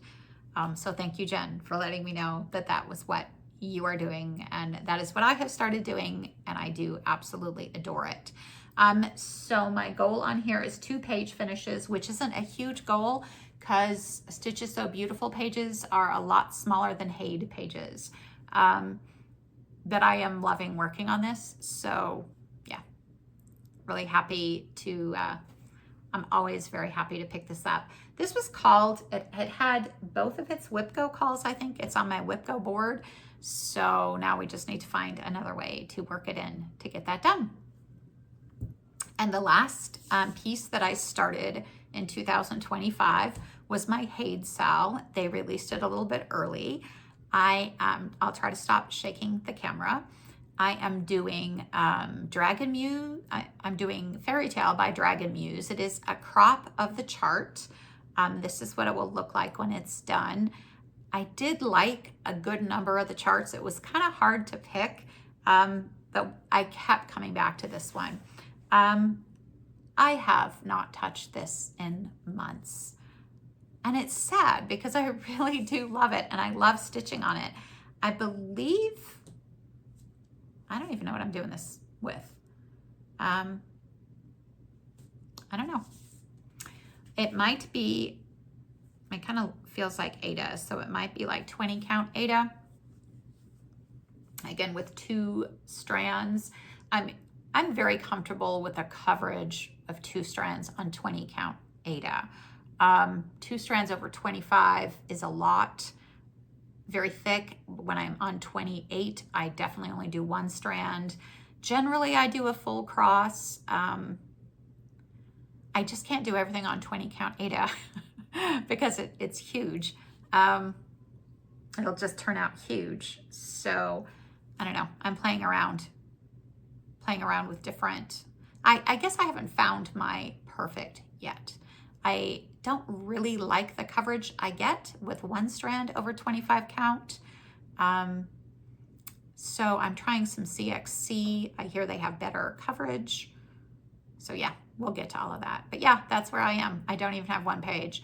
I would need to get 6 full pages done by the end of the year to get all of the stitch along charts.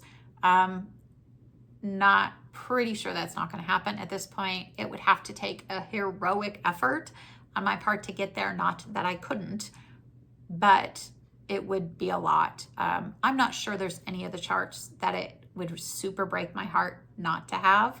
So I'm not going to push myself to do that. You can see I started diagonalizing this. I'm just doing called for DMCs. You can see I started diagonalizing this with the way I was playing around with diagonals, but they just got very long and I wasn't super comfortable. It just, I don't know. I couldn't change up my diagonals as often as I liked. So I'm sure this will be going to the 3-block diagonals next time I pick it up also. So Fairy Tale by Dragon Muse, my Haid Sal. And my goal on this really is 2 page finishes. Again, not by the end of the year, but 2-page finishes is my goal. And we'll talk more about what those goals mean later. How many times can I say that? Okay, so that is the end of my kind of in-between projects. So I'm going to pause here real quick, and then we will move on into new starts for this year. Okay, so we got our last category, our new starts for this year. So I have 12 of these, so we are down to 12. The first one, if you've watched my floss tubes, you see very regularly. It is Modern Folk Embroidery's 2026 Stitch Along Little Acorns.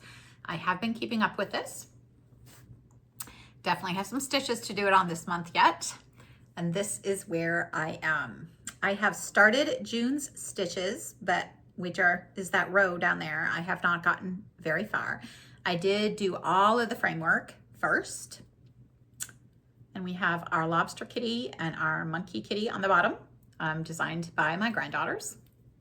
So I am doing this, and this is huge. I'm doing this on 28 count Saltbush by Fox and Rabbit. Again, I got it on sale. I got a whole yard, and by God, it worked. So I am using DMC 816, I believe, that I soaked in a really good coffee dye, strong coffee dye, to kind of give it some modeling. I absolutely adore this piece. It has kind of become my travel stitch, even though it is so big. I stitch in hand most of the time, so that's not a huge problem. And it's monochromatic. So it's an easy thing to bring with me. Like I said, I am stitching on it this month. So you will see, if I don't get that whole section done by the end of the month, I will get darn close, because I have been keeping up. My goal on this is to finish it, and I'm definitely on track to have it finished by the end of the year. There's really only 11 parts in it, and I have been keeping up. So hopefully by November, when it's done, I will be done with it. Absolutely. I mean, I just love all of Jacob's pieces. And that is absolutely no exception. It is just a happy thing for me to stitch on all the time. So love that piece. And like I said, the goal is to get it finished, and I'm on track to do it. So I'm pretty good with that goal, I think. The next thing I started in 2026 is Abundance by Ink Circles. It is part of their new alchemy series. There are 4 of them in total. They're all mandalas. They all have a different name, a different color. They're all with Stitch and Colors floss,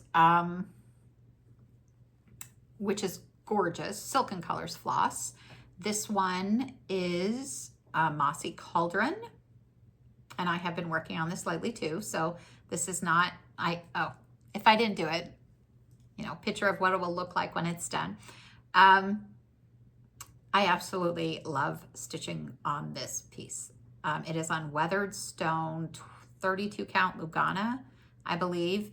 And I've got 2 pieces that are the same size. So I think I'm going to do 2 of them on one piece and then 2 of them on the other, and then frame them together. And because they're mandalas, I can hang them vertically, I can hang them horizontally, however I want to. But yeah, that's where I'm at. A little bit over a quarter done, probably, with that design. What else to say? Oh, my goal. What am I talking about? Is really, it's not a very ambitious goal either. It is just to get 2 of the repeats. So to get it halfway done. The center is done for all 4 repeats. So whether I go this way, I'll probably go down, since I've kind of started that way, but to get 2 full repeats done on this. My goal is not very high on this because I really want to start another one of them. And so motivating myself to get the one done so I can do the other one on this piece of fabric is pretty high on my list to do. Weathered Stone by Atomic Ranch, if I didn't say that. But yeah, so good. And I love that Silken Colors floss so much. It's a little bit spendy, not gonna lie, but well worth it. Absolutely adore it. It has just the perfect amount of variegation in all the skeins that I have. So happy with that. My next one, my next one, so Katie from Wandering Foot and I like kind of did this like start fest in April. So I've got a whole lot of things that I started in April, and some of them are really, really, really sad starts, but they're starts nonetheless. This piece I had been dying to start also, and it is 11 Rabbits by JetX Stitch, and this is what it will look like when it is all done. I'm using the called for floss, but I put it on murky. I believe this is Picture This Plus. If it's not, I'll pop that on the screen. And this is my sad little start. It is so sad. I don't even know if this is upright or not. So I've used one color and started on the dragon. And I had so many things I was starting. I hardly did more than that. But that is my very sad little start. This is also a pretty aggressively modeled fabric. It is really not dissimilar from Tornado, but in person it really, I don't know, it's deeper. I mean, it's called murky for a reason. It's just looking very similar on camera to the other one. But yeah, that's my sad little dragon in the center. This piece, like, I want to say 32 count. I don't know, might be 36. I'll try to figure that out. And if I haven't put it on the screen, I will. You know, Picture This Plus is almost notorious for shrinking when they die. So even if it's a 32, it probably feels a lot more like a 36. And your needles do not go through it like butter. And that is why I'm really thinking it's Picture This Plus. I'm just guessing, but just remembering stitching it, it wasn't that it was not enjoyable. It was just like, whew, I was not prepared for this fabric to be this tight. There was, whatever count it was, I thought about like starting up top, trying to save some fabric to do something else with, but I would end up with this little teeny piece, I think, at the end, and not really know what to do with it. So I just did a center start. So I've got lots of margins. I think I bought this on sale too. So yeah, my very sad start at 11 Rabbits by JetX Stitch. My goal on this one is the dragon, to get the dragon done. Again, not an audacious goal, but again, hopefully get some stitching done on that soon. Okay, my next new crazy April start. I took this very seriously, starting all the things. I had all these things I wanted to start, and I started a good number of them. Not nearly everything. And again, we'll talk about that in plans. The next was the Merejka kit that I started. I blame this one entirely on Andrew the Runner Stitcher. He was gifted a Merejka kit from the company, kind of given his choice of kits to try out. It was when he was down in Florida, and he kind of walked us through starting it and everything. So it started me looking for Merejka kits.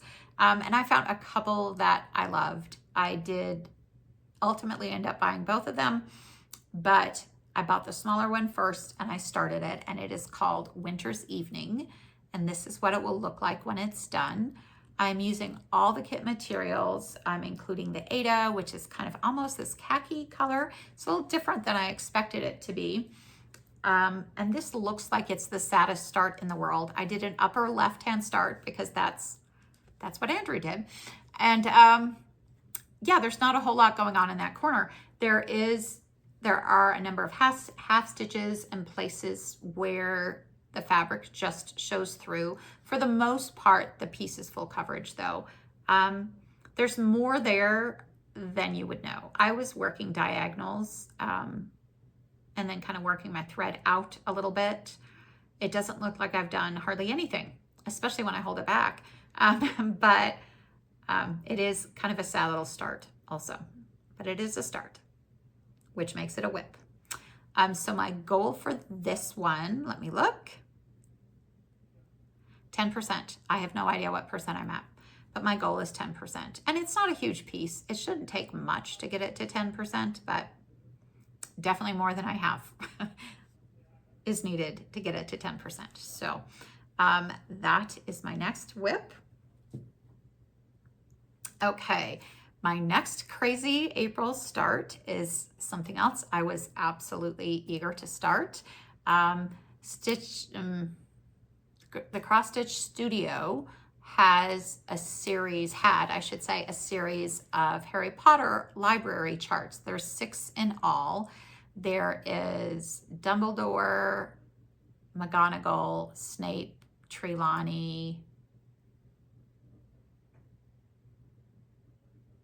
I'm forgetting. Who am I forgetting? Lockhart. And one more that I am not remembering. But I have all of them. I have all of them. And I was really kind of laboring over which one I wanted to start. Ultimately, I ended up starting Snape's because he is really my favorite character in the whole series. I need to remember who the last library is by because that's driving me crazy. But I'll look it up. I'll put it on the screen. Snape is really my favorite character in the whole series. My daughter is complete, like my daughter and I read those books together and went to go see the movies and all of that. And she is firmly convinced that Snape is really the hero of the story in many, many ways. And I tend to believe her. So I wanted to start one of them and I ended up starting Snape's. So those charts are still available. The CrossStitch Studio has retired. The folks have retired there, and Pain-Free Crafts now has all of their charts as long as they still have a license to them. So if you are wanting the Harry Potter libraries, they're all beautiful. They're all absolutely amazing. I would love to stitch all of them. I'm not sure that's a reasonable goal, but go to Pain-Free Crafts because they still have them right now. I don't know how long they'll have them for. So with this one, I wanted to switch it up a little bit. I'm using CXC floss. I ordered up CXC floss for the entire thing. I ordered that. I was actually having a little bit of trouble, and we'll talk about that in a minute. And this sounds maybe silly, but like authentic CXC floss. I had heard good things about it from a lot of different people. Heard you got a lot really good coverage from it. I thought it was worth giving it a try. And I thought I had ordered a full set in, I don't remember. It was like one of those, like it might've been Temu, whatever. I don't know. I thought I was getting CXC. And when I looked at it and I looked at serial numbers and all of that, I really don't think it was. And so I contacted Naughty Unicorn Crafts on Etsy, and she completely hooked me up, and she is wonderful. So she totally kitted the thing out for me. So I am doing 2 strands. I'm doing tent stitch instead of full cross. I believe this is 28 count from the looks of it. It's 28 count with CXC, and I am really happy with the coverage I'm getting. Getting used to tent stitch is a little bit different. I am really deliberately doing tent stitch and not half cross. I do stitch in hand, and I'm a little bit worried about warping the fabric a little bit, so I am doing tent stitch, and I'm sitting here tugging at it because I'm like, do I already have a problem there? Clearly don't have a ton done. The other thing that I'm doing with this though is extreme cross country. These charts, if you want to try extreme cross country, I would say every single one of them is perfect for it because there is so much 939 in this chart. It's absurd. This is all 939. And again, Kim Hollenbach, the Spartan Stitcher, has a couple pieces that she's doing extreme cross country, and it's really kind of fun to watch. Just doing the entire chart, one color and just the most used color, and then going back with the next most used color. and all of that. So I thought I'd give that a try. So yeah, this is my start on Snape's Library. Some real heavy 939 right there. But as you can see, I'm getting really, really, really nice coverage for front 10 stitch on it, and with the CXC. So I don't know, that might be a new thing. Getting used to 10 stitch is a little bit different though. I feel like I'm not complete because I'm not making that full cross, but my goal on that one is 3, a bird just hit one of my front windows. Okay, whew, that scared me. My goal on that one is 3 full pages with cross country. And I might work all the way across the top. There is a part in the middle that is not all 939. So I don't know. I'm gonna go 3 full pages, extreme cross country. On that one is my goal. My next one, again, a Crazy April start. Another piece that I really, really, really wanted to start was Autumn Quaker by Rosewood Manor. I blame this one entirely on Stewart's and Stitches. He was stitching it with the Valdani floss, and every time he stitched on it, I just was stuck at the screen looking at it. Those Valdani flosses are beautiful, absolutely beautiful. So I ordered it in. I have absolutely no idea what fabric it is. I need to go back and look, because when I was ironing it up, I was just like, man, this fabric is beautiful. I don't know what it is, but it's gorgeous. I brought this on a work trip with me, and I was trying to get it started the entire time.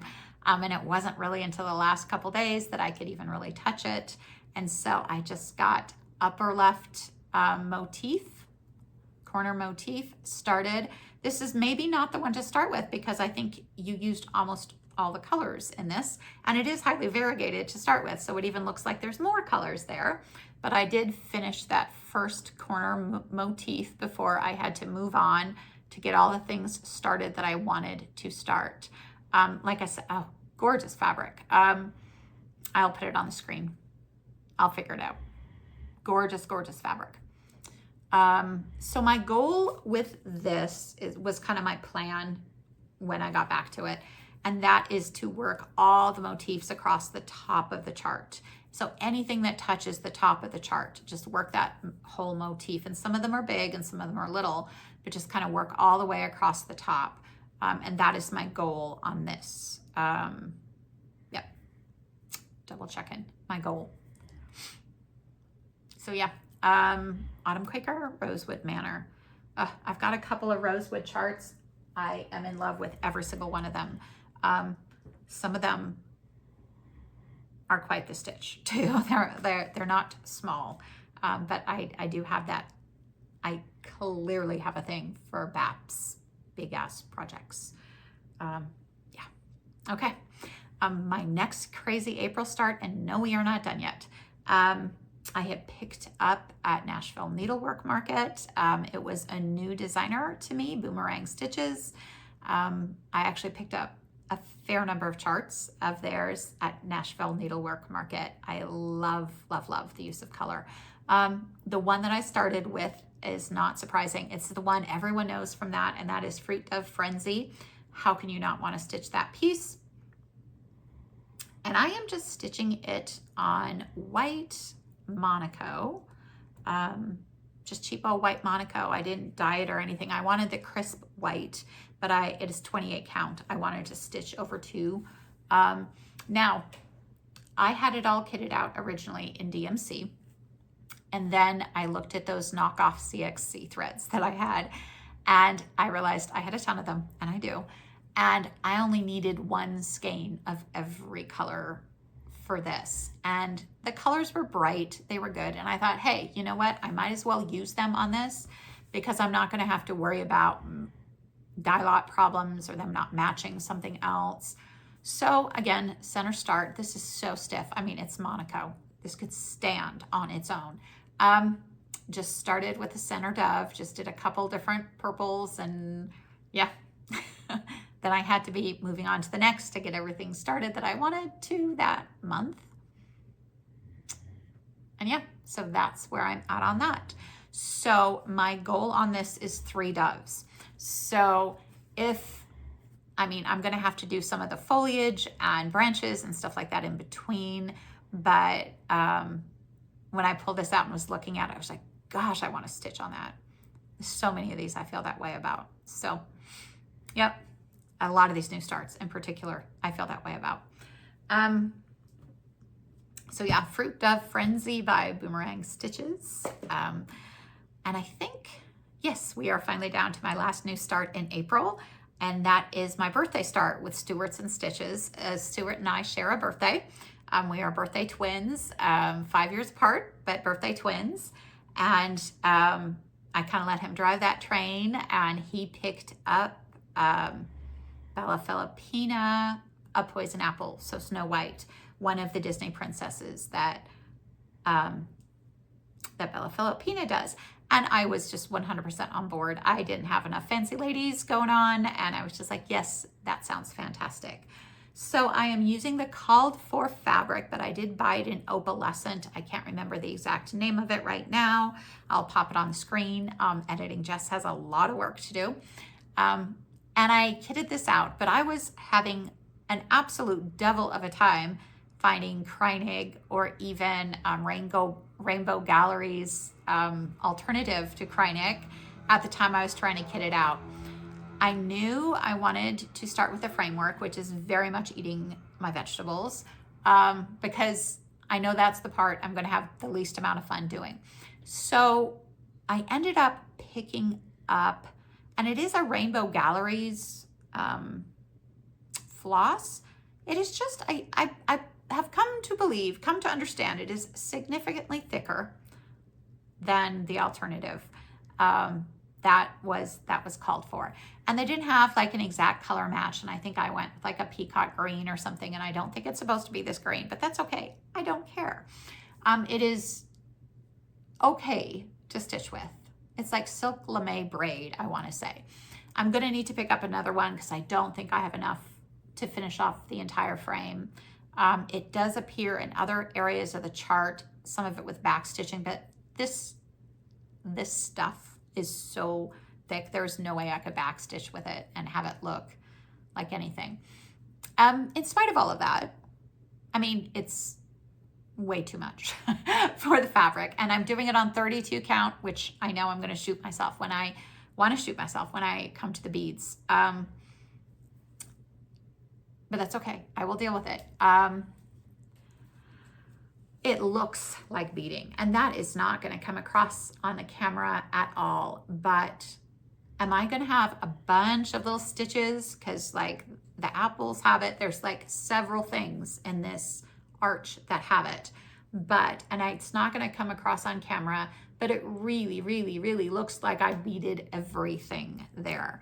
Overall, I am not unhappy with, I am unhappy with how much progress or lack of progress I have made on this, because it is my birthday start. But overall, I am very happy with how it looks. I'm just going to have to make a couple adjustments when I get back in there. The piece really is not huge.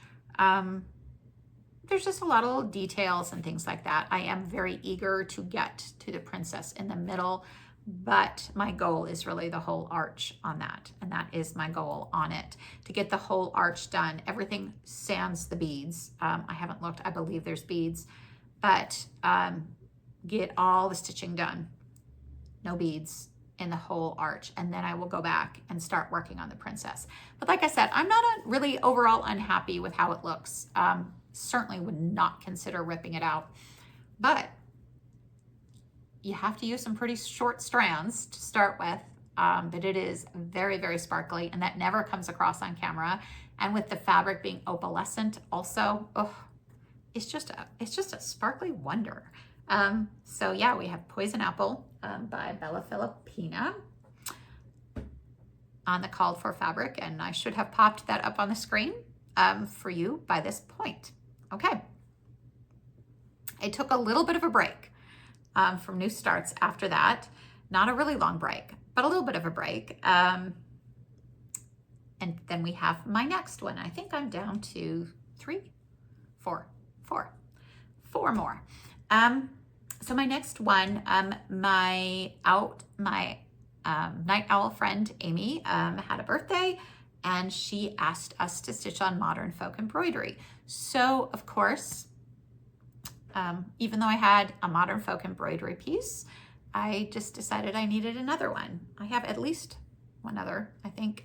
I decided I needed a new one. It was right around the time that the Spring Mingle, Lindy Stitch's Spring Mingle came out, and there was that exclusive pattern by Jacob there, and I wasn't able to attend that event because of something, I can't even remember what it was. But one of my darling friends, I wanted this pattern, and they picked it up for me. This is what it will look like when it is done. I hope I put up a picture of Poison Apple for you guys. So I kind of reversed it a little bit. I am kind of Evertote obsessed right now, and Roxy Floss Co. obsessed right now. Maybe in part because I'm going to Stitch North in the spring for the first time ever, my first ever stitching retreat. My Stitchy bestie Katie and I are going, and as it turns out, a lot of my Night Owl girls are going too. So kind of a little bit Evertote obsessed. And I knew I just wanted to do something a little bit different with it. And so I wanted to try Roxy Floss. I had a number of things I wanted to do.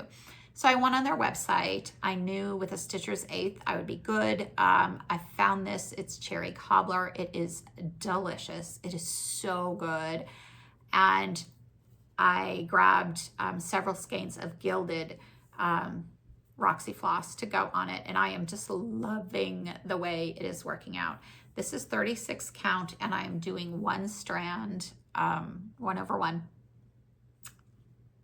Yes, maybe 1/2, 1/2, I think. 1/2 on it.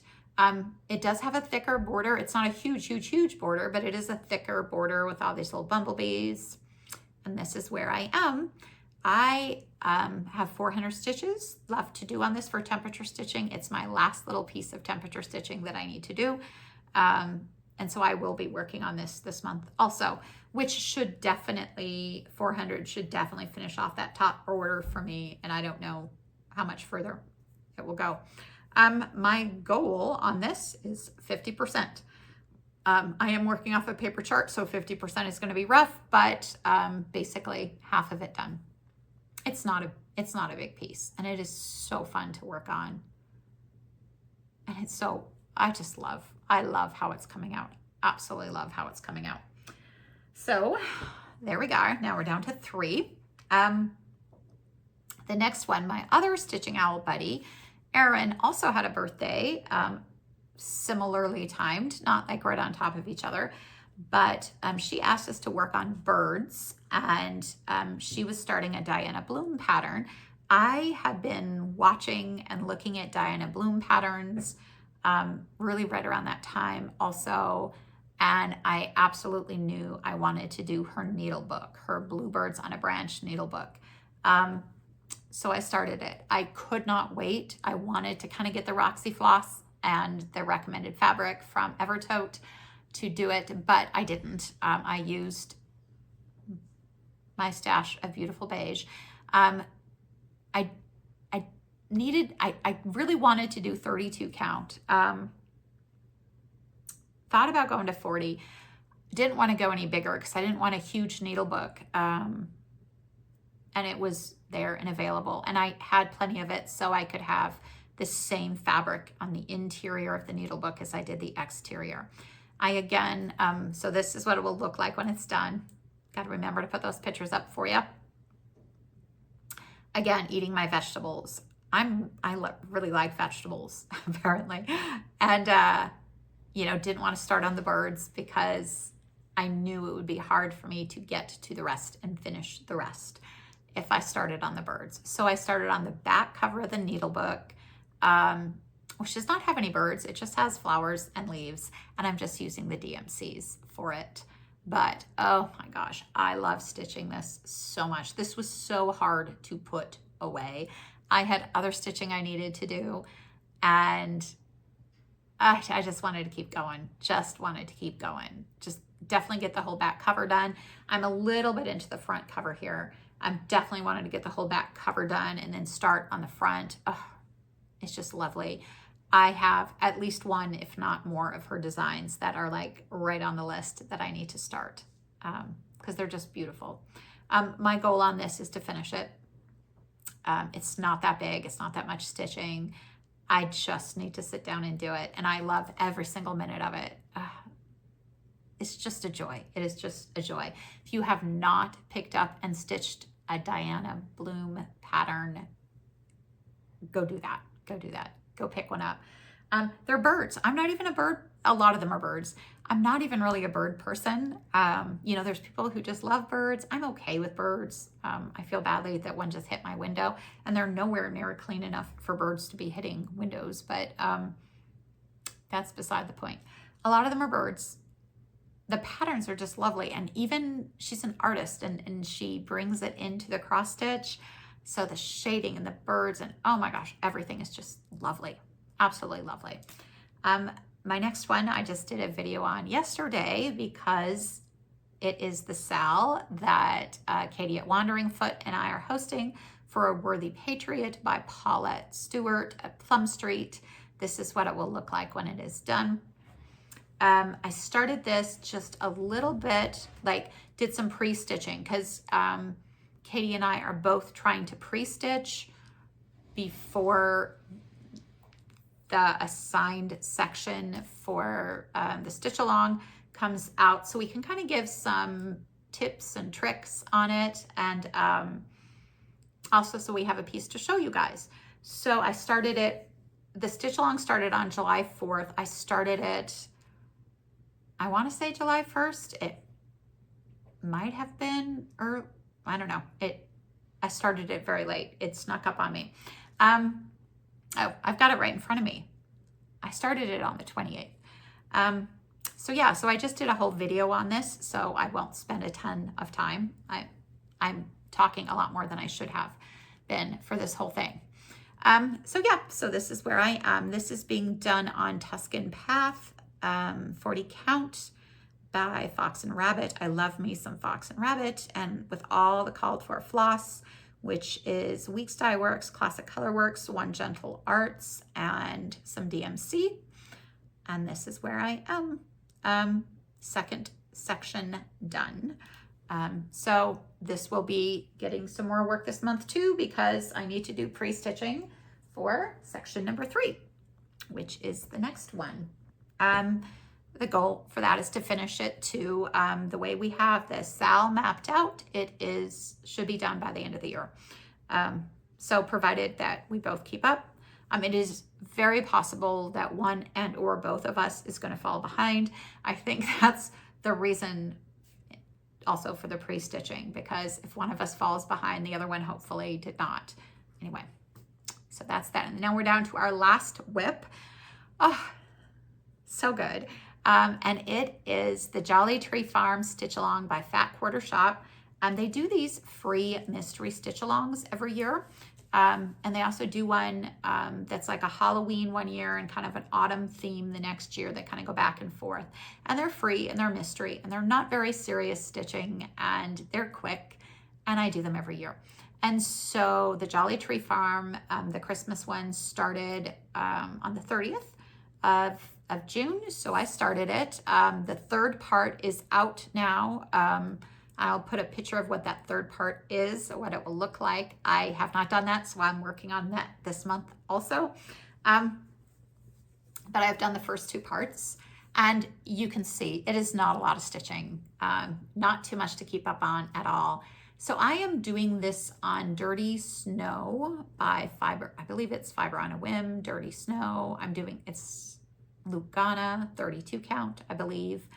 And I am using just the called for Classic Color Works and not a lot of stitching. This piece is huge. Like the piece when it's finished on 14 count is only like 4.5 by 4.5. And since I'm on 32, it'll be smaller than that. But yeah, I still need to do part 3. I've been busy finishing A Worthy Patriot and prepping for this video. So yeah, so that is the last of my WIPs. Okay, so we need to move on to plans. If you're only here for the WIPs and you don't care about the plans, thank you for joining me. If you have not already subscribed, or if you're not a subscriber, please consider subscribing and liking and, I don't know, ringing the bell. I don't even know what that means. But please consider doing that. Thank you for joining me. Drop me a line, drop me a comment, and let me know what is your favorite WIP out of mine, out of everything I showed you. There were 46 of them. So there hopefully is something that suits everybody's taste there. What was it that you looked at and went, ooh, I think I would like to stitch that. Or if you're stitching one of the same things that I'm stitching, please drop me a comment and let me know that too. But with that, I'm going to take a quick break and then we will move on to plans.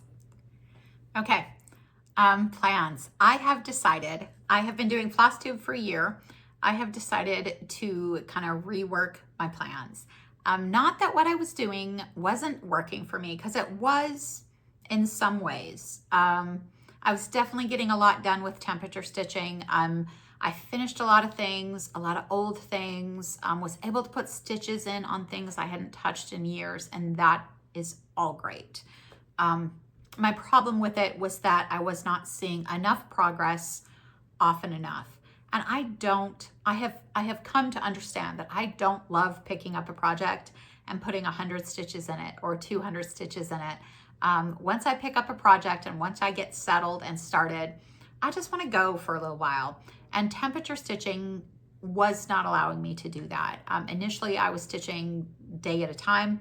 Then I started stitching week at a time with 10 different WIPs in temperature stitching.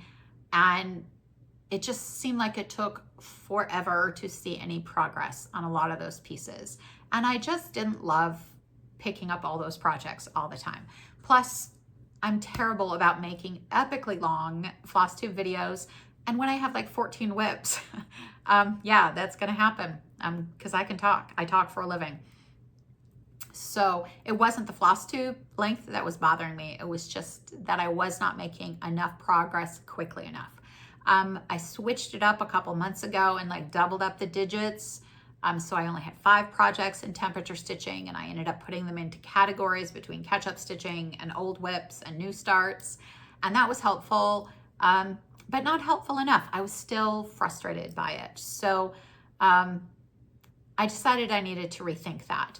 The other thing that was bothering me was that I had so much required stitching to do every week, every 2 weeks, every month, that I was not able to touch things that I really wanted to touch, really wanted to get to. I have a couple sals going.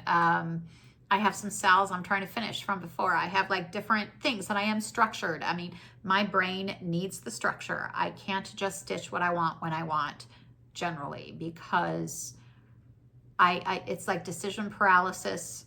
I don't know where to go. So I need that structure to keep myself moving and motivated and making progress. But I think I was just a little bit too structured, if that makes sense. And I was not able to touch some things. I just didn't have the time to touch some things I really wanted to touch. I had lots of things I wanted to start, and I started a lot in April. Lots of things I wanted to start, and like giving myself the permission to start those things. And I know they're my rules, and I can break them, but and I do. But there was always that hesitancy and that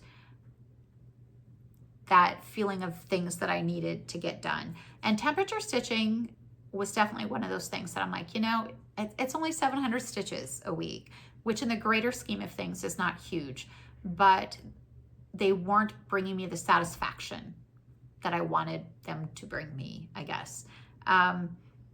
So I really just kind of wanted to look at something a little bit different.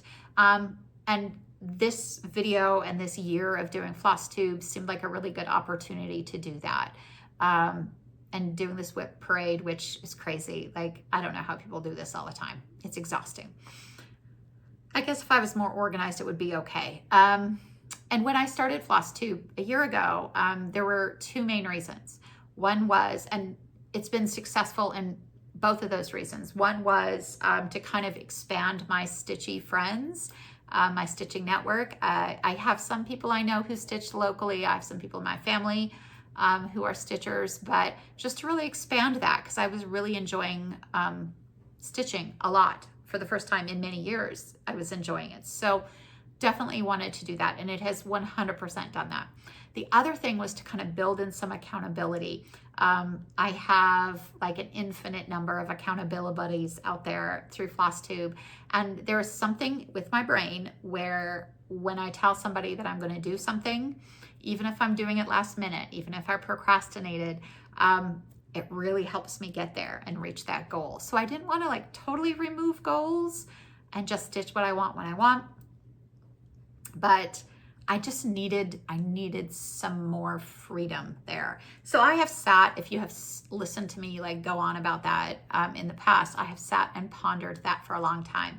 My dear friend Erin, my stitching owl, Cornflower Stitchery, she made me a little video. She gave me permission to post it in a couple of floss tubes ago, where she kind of had these ideas for me. And at first they really kind of took me like, whoa, what are you talking about? But the more I thought about it, the more they really made sense to me. So I have kind of taken Erin's ideas and my ideas and kind of mooshed them together a little bit. So my new plans going forward are my priority projects are going to be my SALs and stitching games that I decide to participate in. I know I have a couple coming up that I will be doing. I know I want to do gridiron grind again. I need to be a little bit more realistic with points, because like the Chiefs didn't even do well last year, and I have 12,000 some stitches that I owe. I'm not sure if I'm starting preseason or not. That's yet to be determined, but I'm definitely doing that. I also really want to do Great British Bake Off stitching. Absolutely. I love that show. It is such a comfort show. And that is where a good amount of my temperature stitching, my catch-up stitching came from, not keeping up with that. So I'm going to look at stitch totals on that a little bit too. But I think part of the reason I struggled to keep up was my temperature stitching. So I don't know. More on that later. So I'll definitely do that.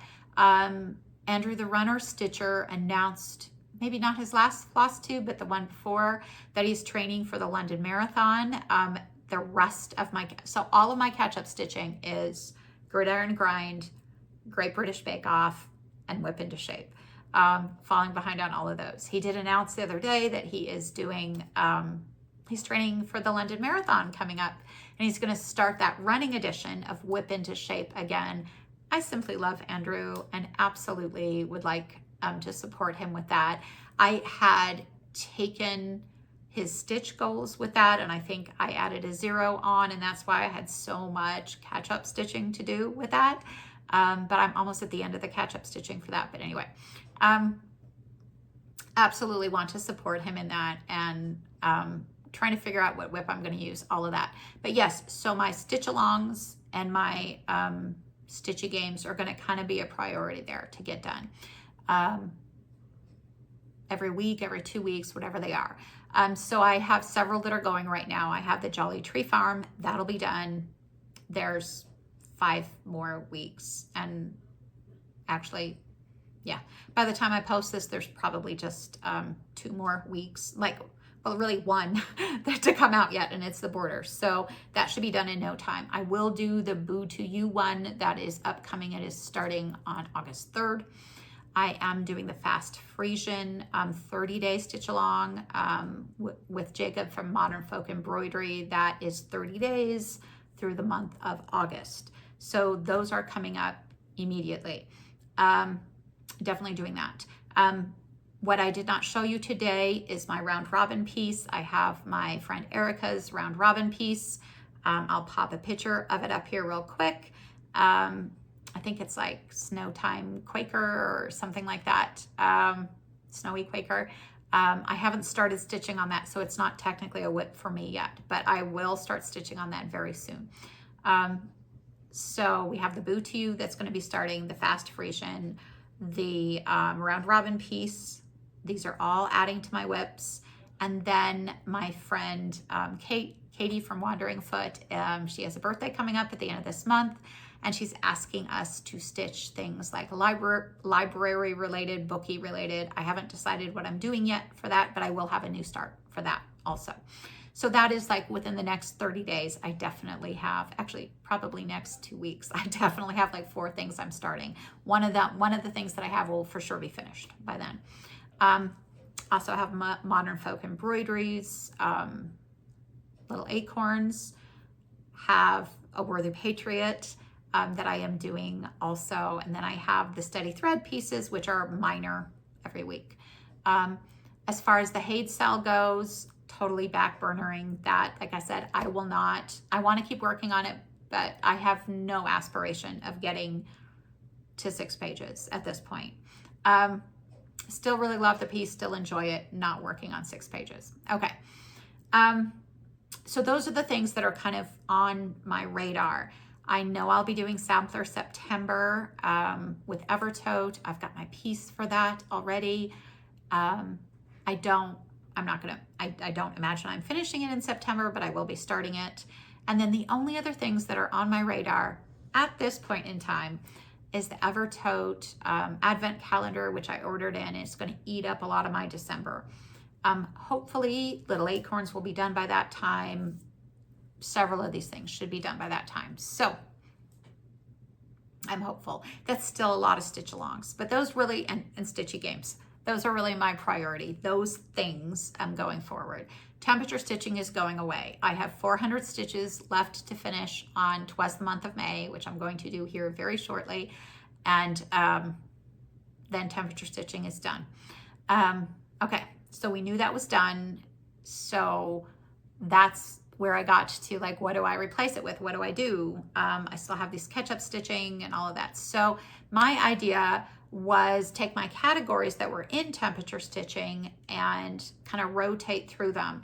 I was calling it like knock it out.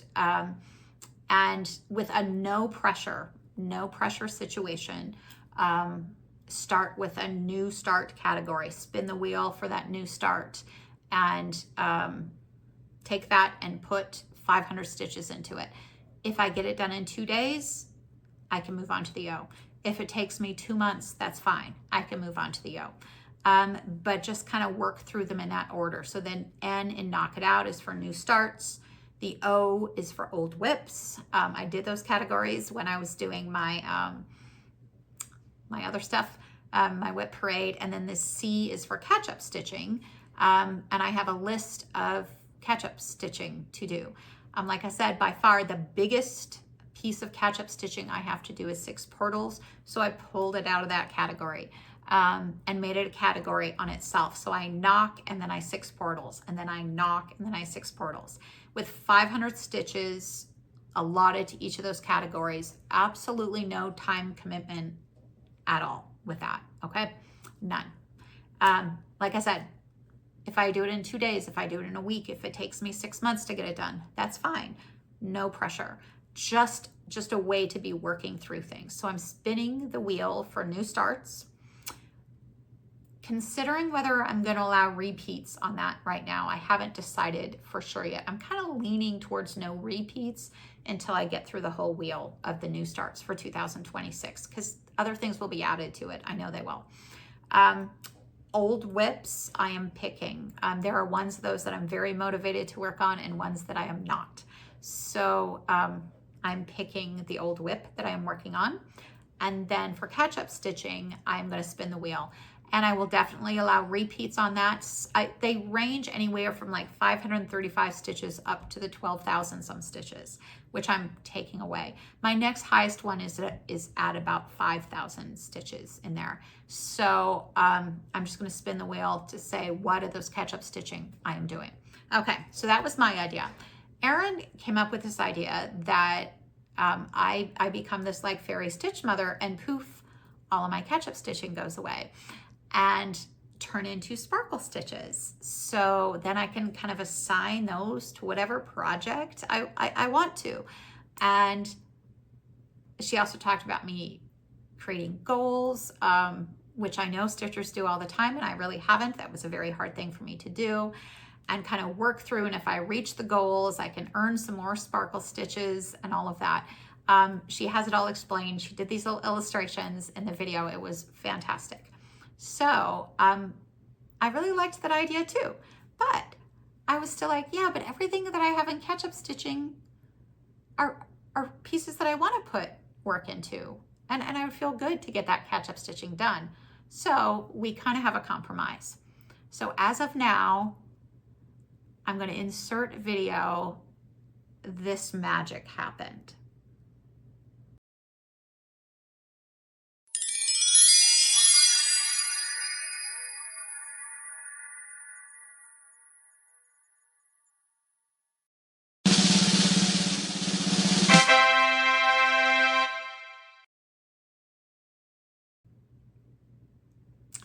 Yes, I had 26,054 stitches to do in catch-up stitching. Not very realistic. You know, even if I did 1,000 stitches a week in catch-up stitching, it would take me a year to get done. Now, poof, those are all gone. They're all gone. They're all sparkles. They're all sparkle stitches that I can assign to whatever project I want to. So I have 26,052, 54, whatever that number was, it was on your screen, sparkle stitches that I can put into whatever work I want to. So that's wonderful, absolutely wonderful. But the other thing is, I have a couple ways I can earn more sparkle stitches, just in case if I want additional sparkle stitches. So first thing is catch-up stitching. I'm still knocking. I'm still doing my knock rotation. But should I decide to work on those projects with those catch-up stitches, which have turned into sparkle stitches, they have a 2-to-1 return. So for every 2 catch-up stitches I do, I earn 1 additional sparkle stitch. So if I do 500 catch-up stitches as I go through my knock category, I will have earned 250 more sparkle stitches.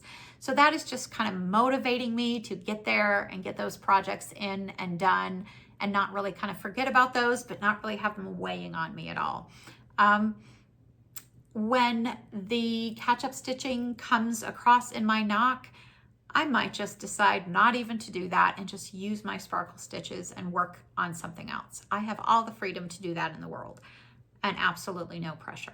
So if I do the actual, what was catch-up stitching, 2-to-1 return on it.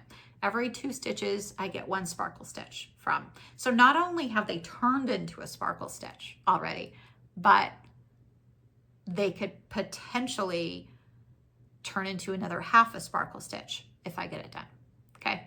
So doing that for sure.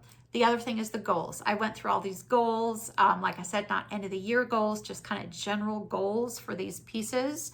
And as I reach these goals, I get 500 additional sparkle stitches to kind of help build that sparkle stitch bank. I can use those sparkle stitches however I want. If I want to do a new start and use sparkle stitches on that at any point in time, I can absolutely have the freedom to do that. If I want to totally throw my knock 6 portals out the window and just pick up a random piece and put some stitches into it, I absolutely can do that. I have 26,050 some odd sparkle stitches right now to do that with. And I can earn more through working on those catch-up pieces and earning them that way. But I also, through achieving those goals, I can earn more sparkle stitches. So I'm gonna have a sparkle stitch bank that I can like update regularly. And that's a lot of stitches. I got lots to work with sparkle-wise. Lots of sparkles, lots and lots and lots of sparkles. So that is fantastic. The other thing that I've kind of played around with doing a little bit, kind of taking a little bit off of Catkin and Lily, is really kind of schedule the days that I am working on the sals. Of course, with the fast Frisian, that's daily stitching. It's just like 100 and some stitches every day. I might kind of save that up a little bit because I don't love the 100 stitch. But yeah, just kind of schedule days that I'm working on those. So I'll like know I'm stitching on those things that day, and then any additional time that I have, I can use my sparkle stitches. I can go to my knock and my knock it out. I can do whatever I want with that time. Just so I'm not like focused on all of these things. Like just try to spread those out during the week a little bit. So I'm still like kind of calendaring that stuff. And the other thing that I have been absolutely desperate to start for a while, and part of the reason for this whole plan rehash, I'm looking at my timer, this is a really long video, is Mylestonn Manor. Jessie Marie does stuff, put together this wonderful game. I will put in a card and link to her explanations for that, and I will also tag her below. I really wanted to start Mylestonn Manor with full coverage. I clearly, if you look through my WIPs and the timeline, I have been very drawn to full coverage here lately, and I really wanted to play that game. I'm also smack in the middle of Gen X and grew up playing D&D, and actually the kids on Stranger Things graduated from high school the same year I did. So very much right there. And I loved it. I absolutely loved the idea.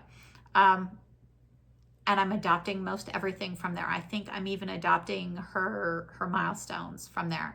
So I did a blueprint from my house. It's not exactly to scale.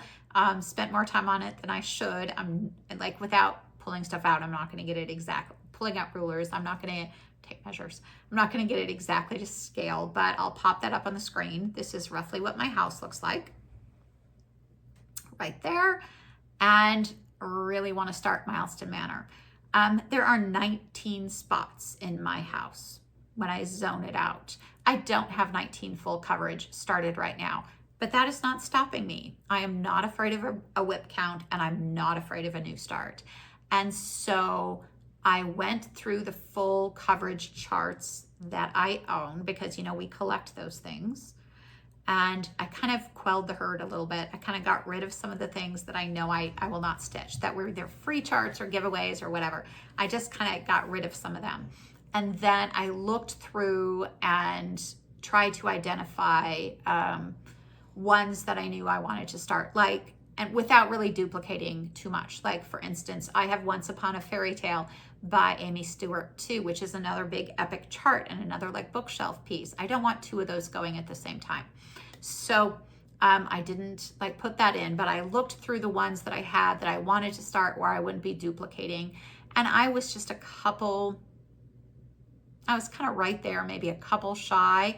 And then I thought about using some of my BAPs in place of the full coverage in there. But then, you know what? Everybody had like, not everybody, a lot of people had like really good sales on full coverage charts. So it was really bad. And I picked up 4 different full coverage charts, one of which would kind of duplicate something that I already planned on having in Mylestonn Manor. So that isn't coming in, but 3 of them were absolutely new and unique, which gave me, by the time I was there, a total of 21, and I only needed 19. So I'm set. And Jessie Marie Does Stuff has been stitching on her Margaret Morales pieces, and that is not an artist that I had really looked at a lot, and the more I looked at them, the more I liked them. So one of them, I did pick up a Margaret Morales piece that is in Mylestonn Manor. I am not going through and assigning all of the areas right now. As I am moving into a new room, I'm going to go ahead and do a spin. And I have them all on a little wheel, and I'm going to do a little spin to figure out what piece is assigned to that room. So I've already done that. I've done that for my foyer, which is where I am starting.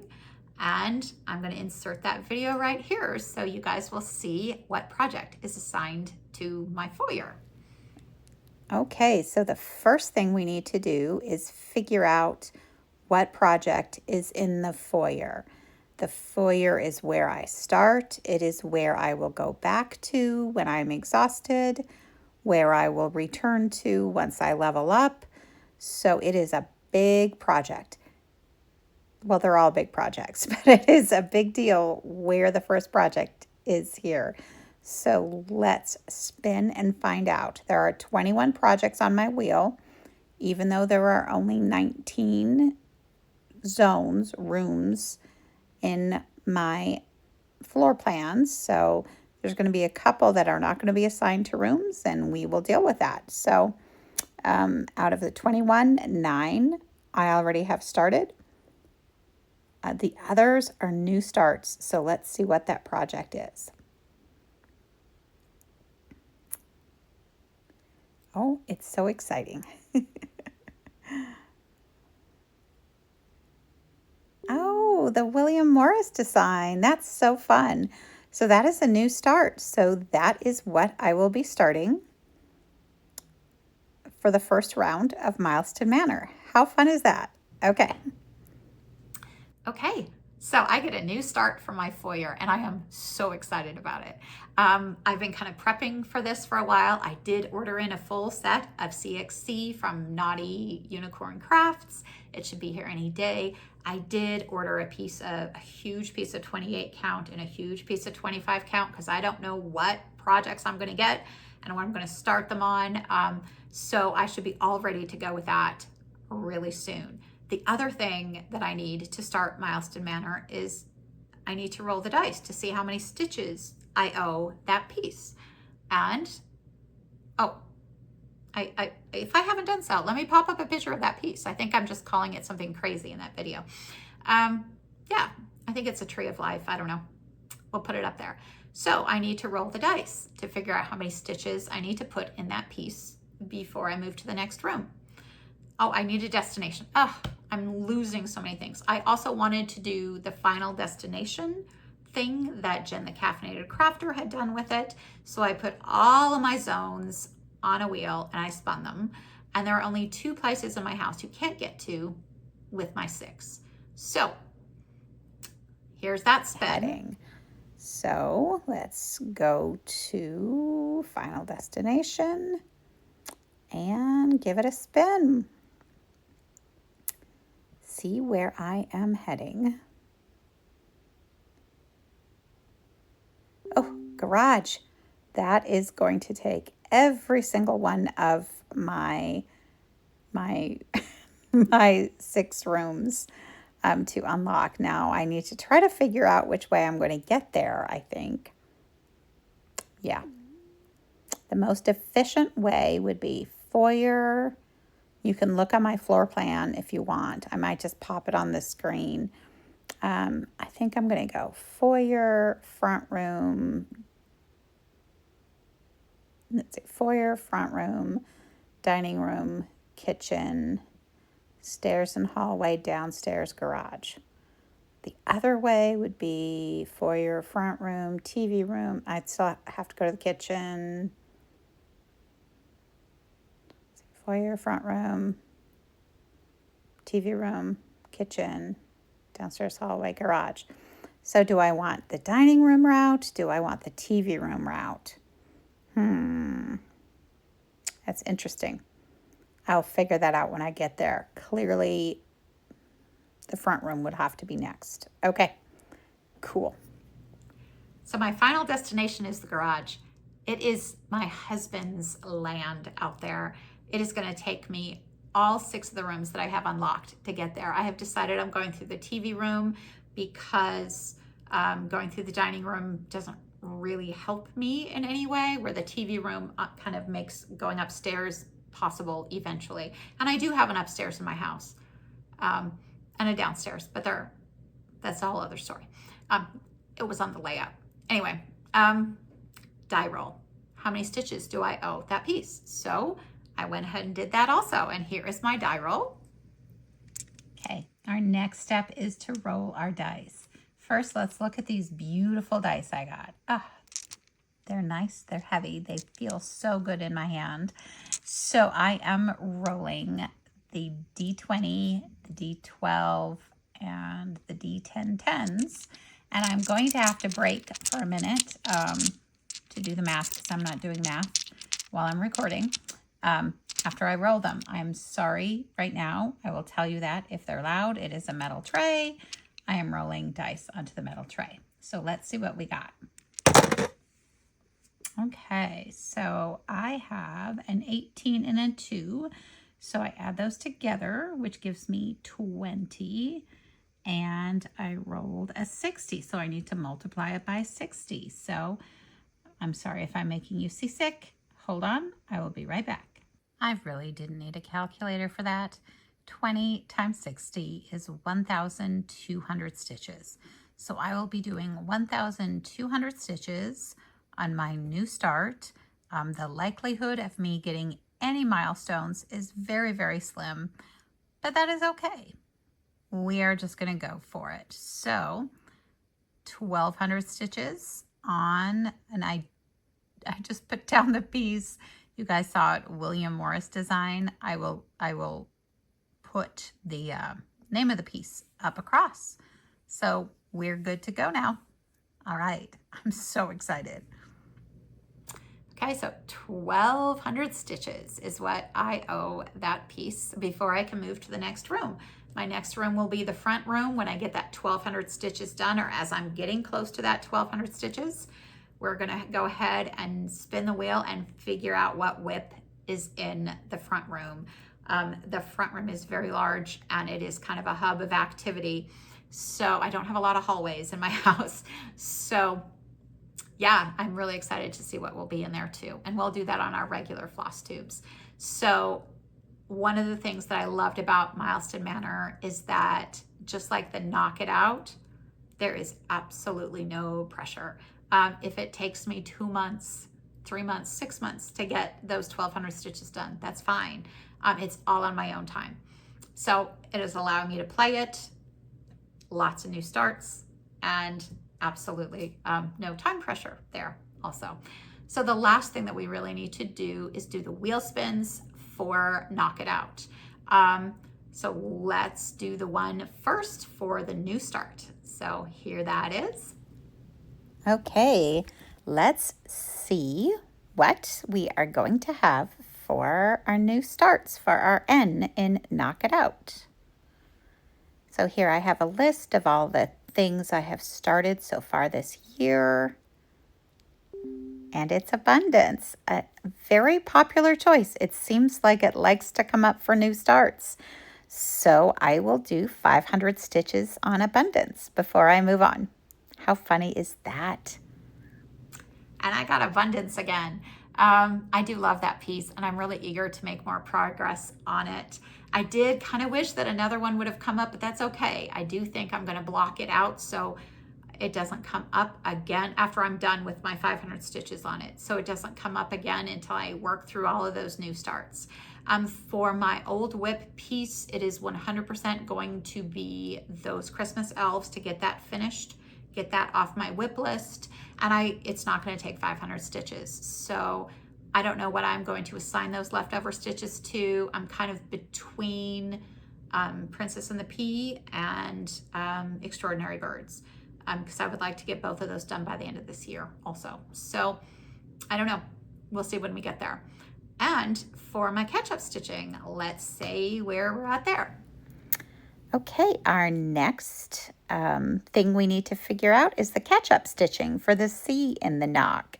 Now, yes, these have all been assigned sparkle stitches, and they don't actually have to go to these projects, but there is a benefit if they go to these projects. So let's see what our project for catch-up stitching will be.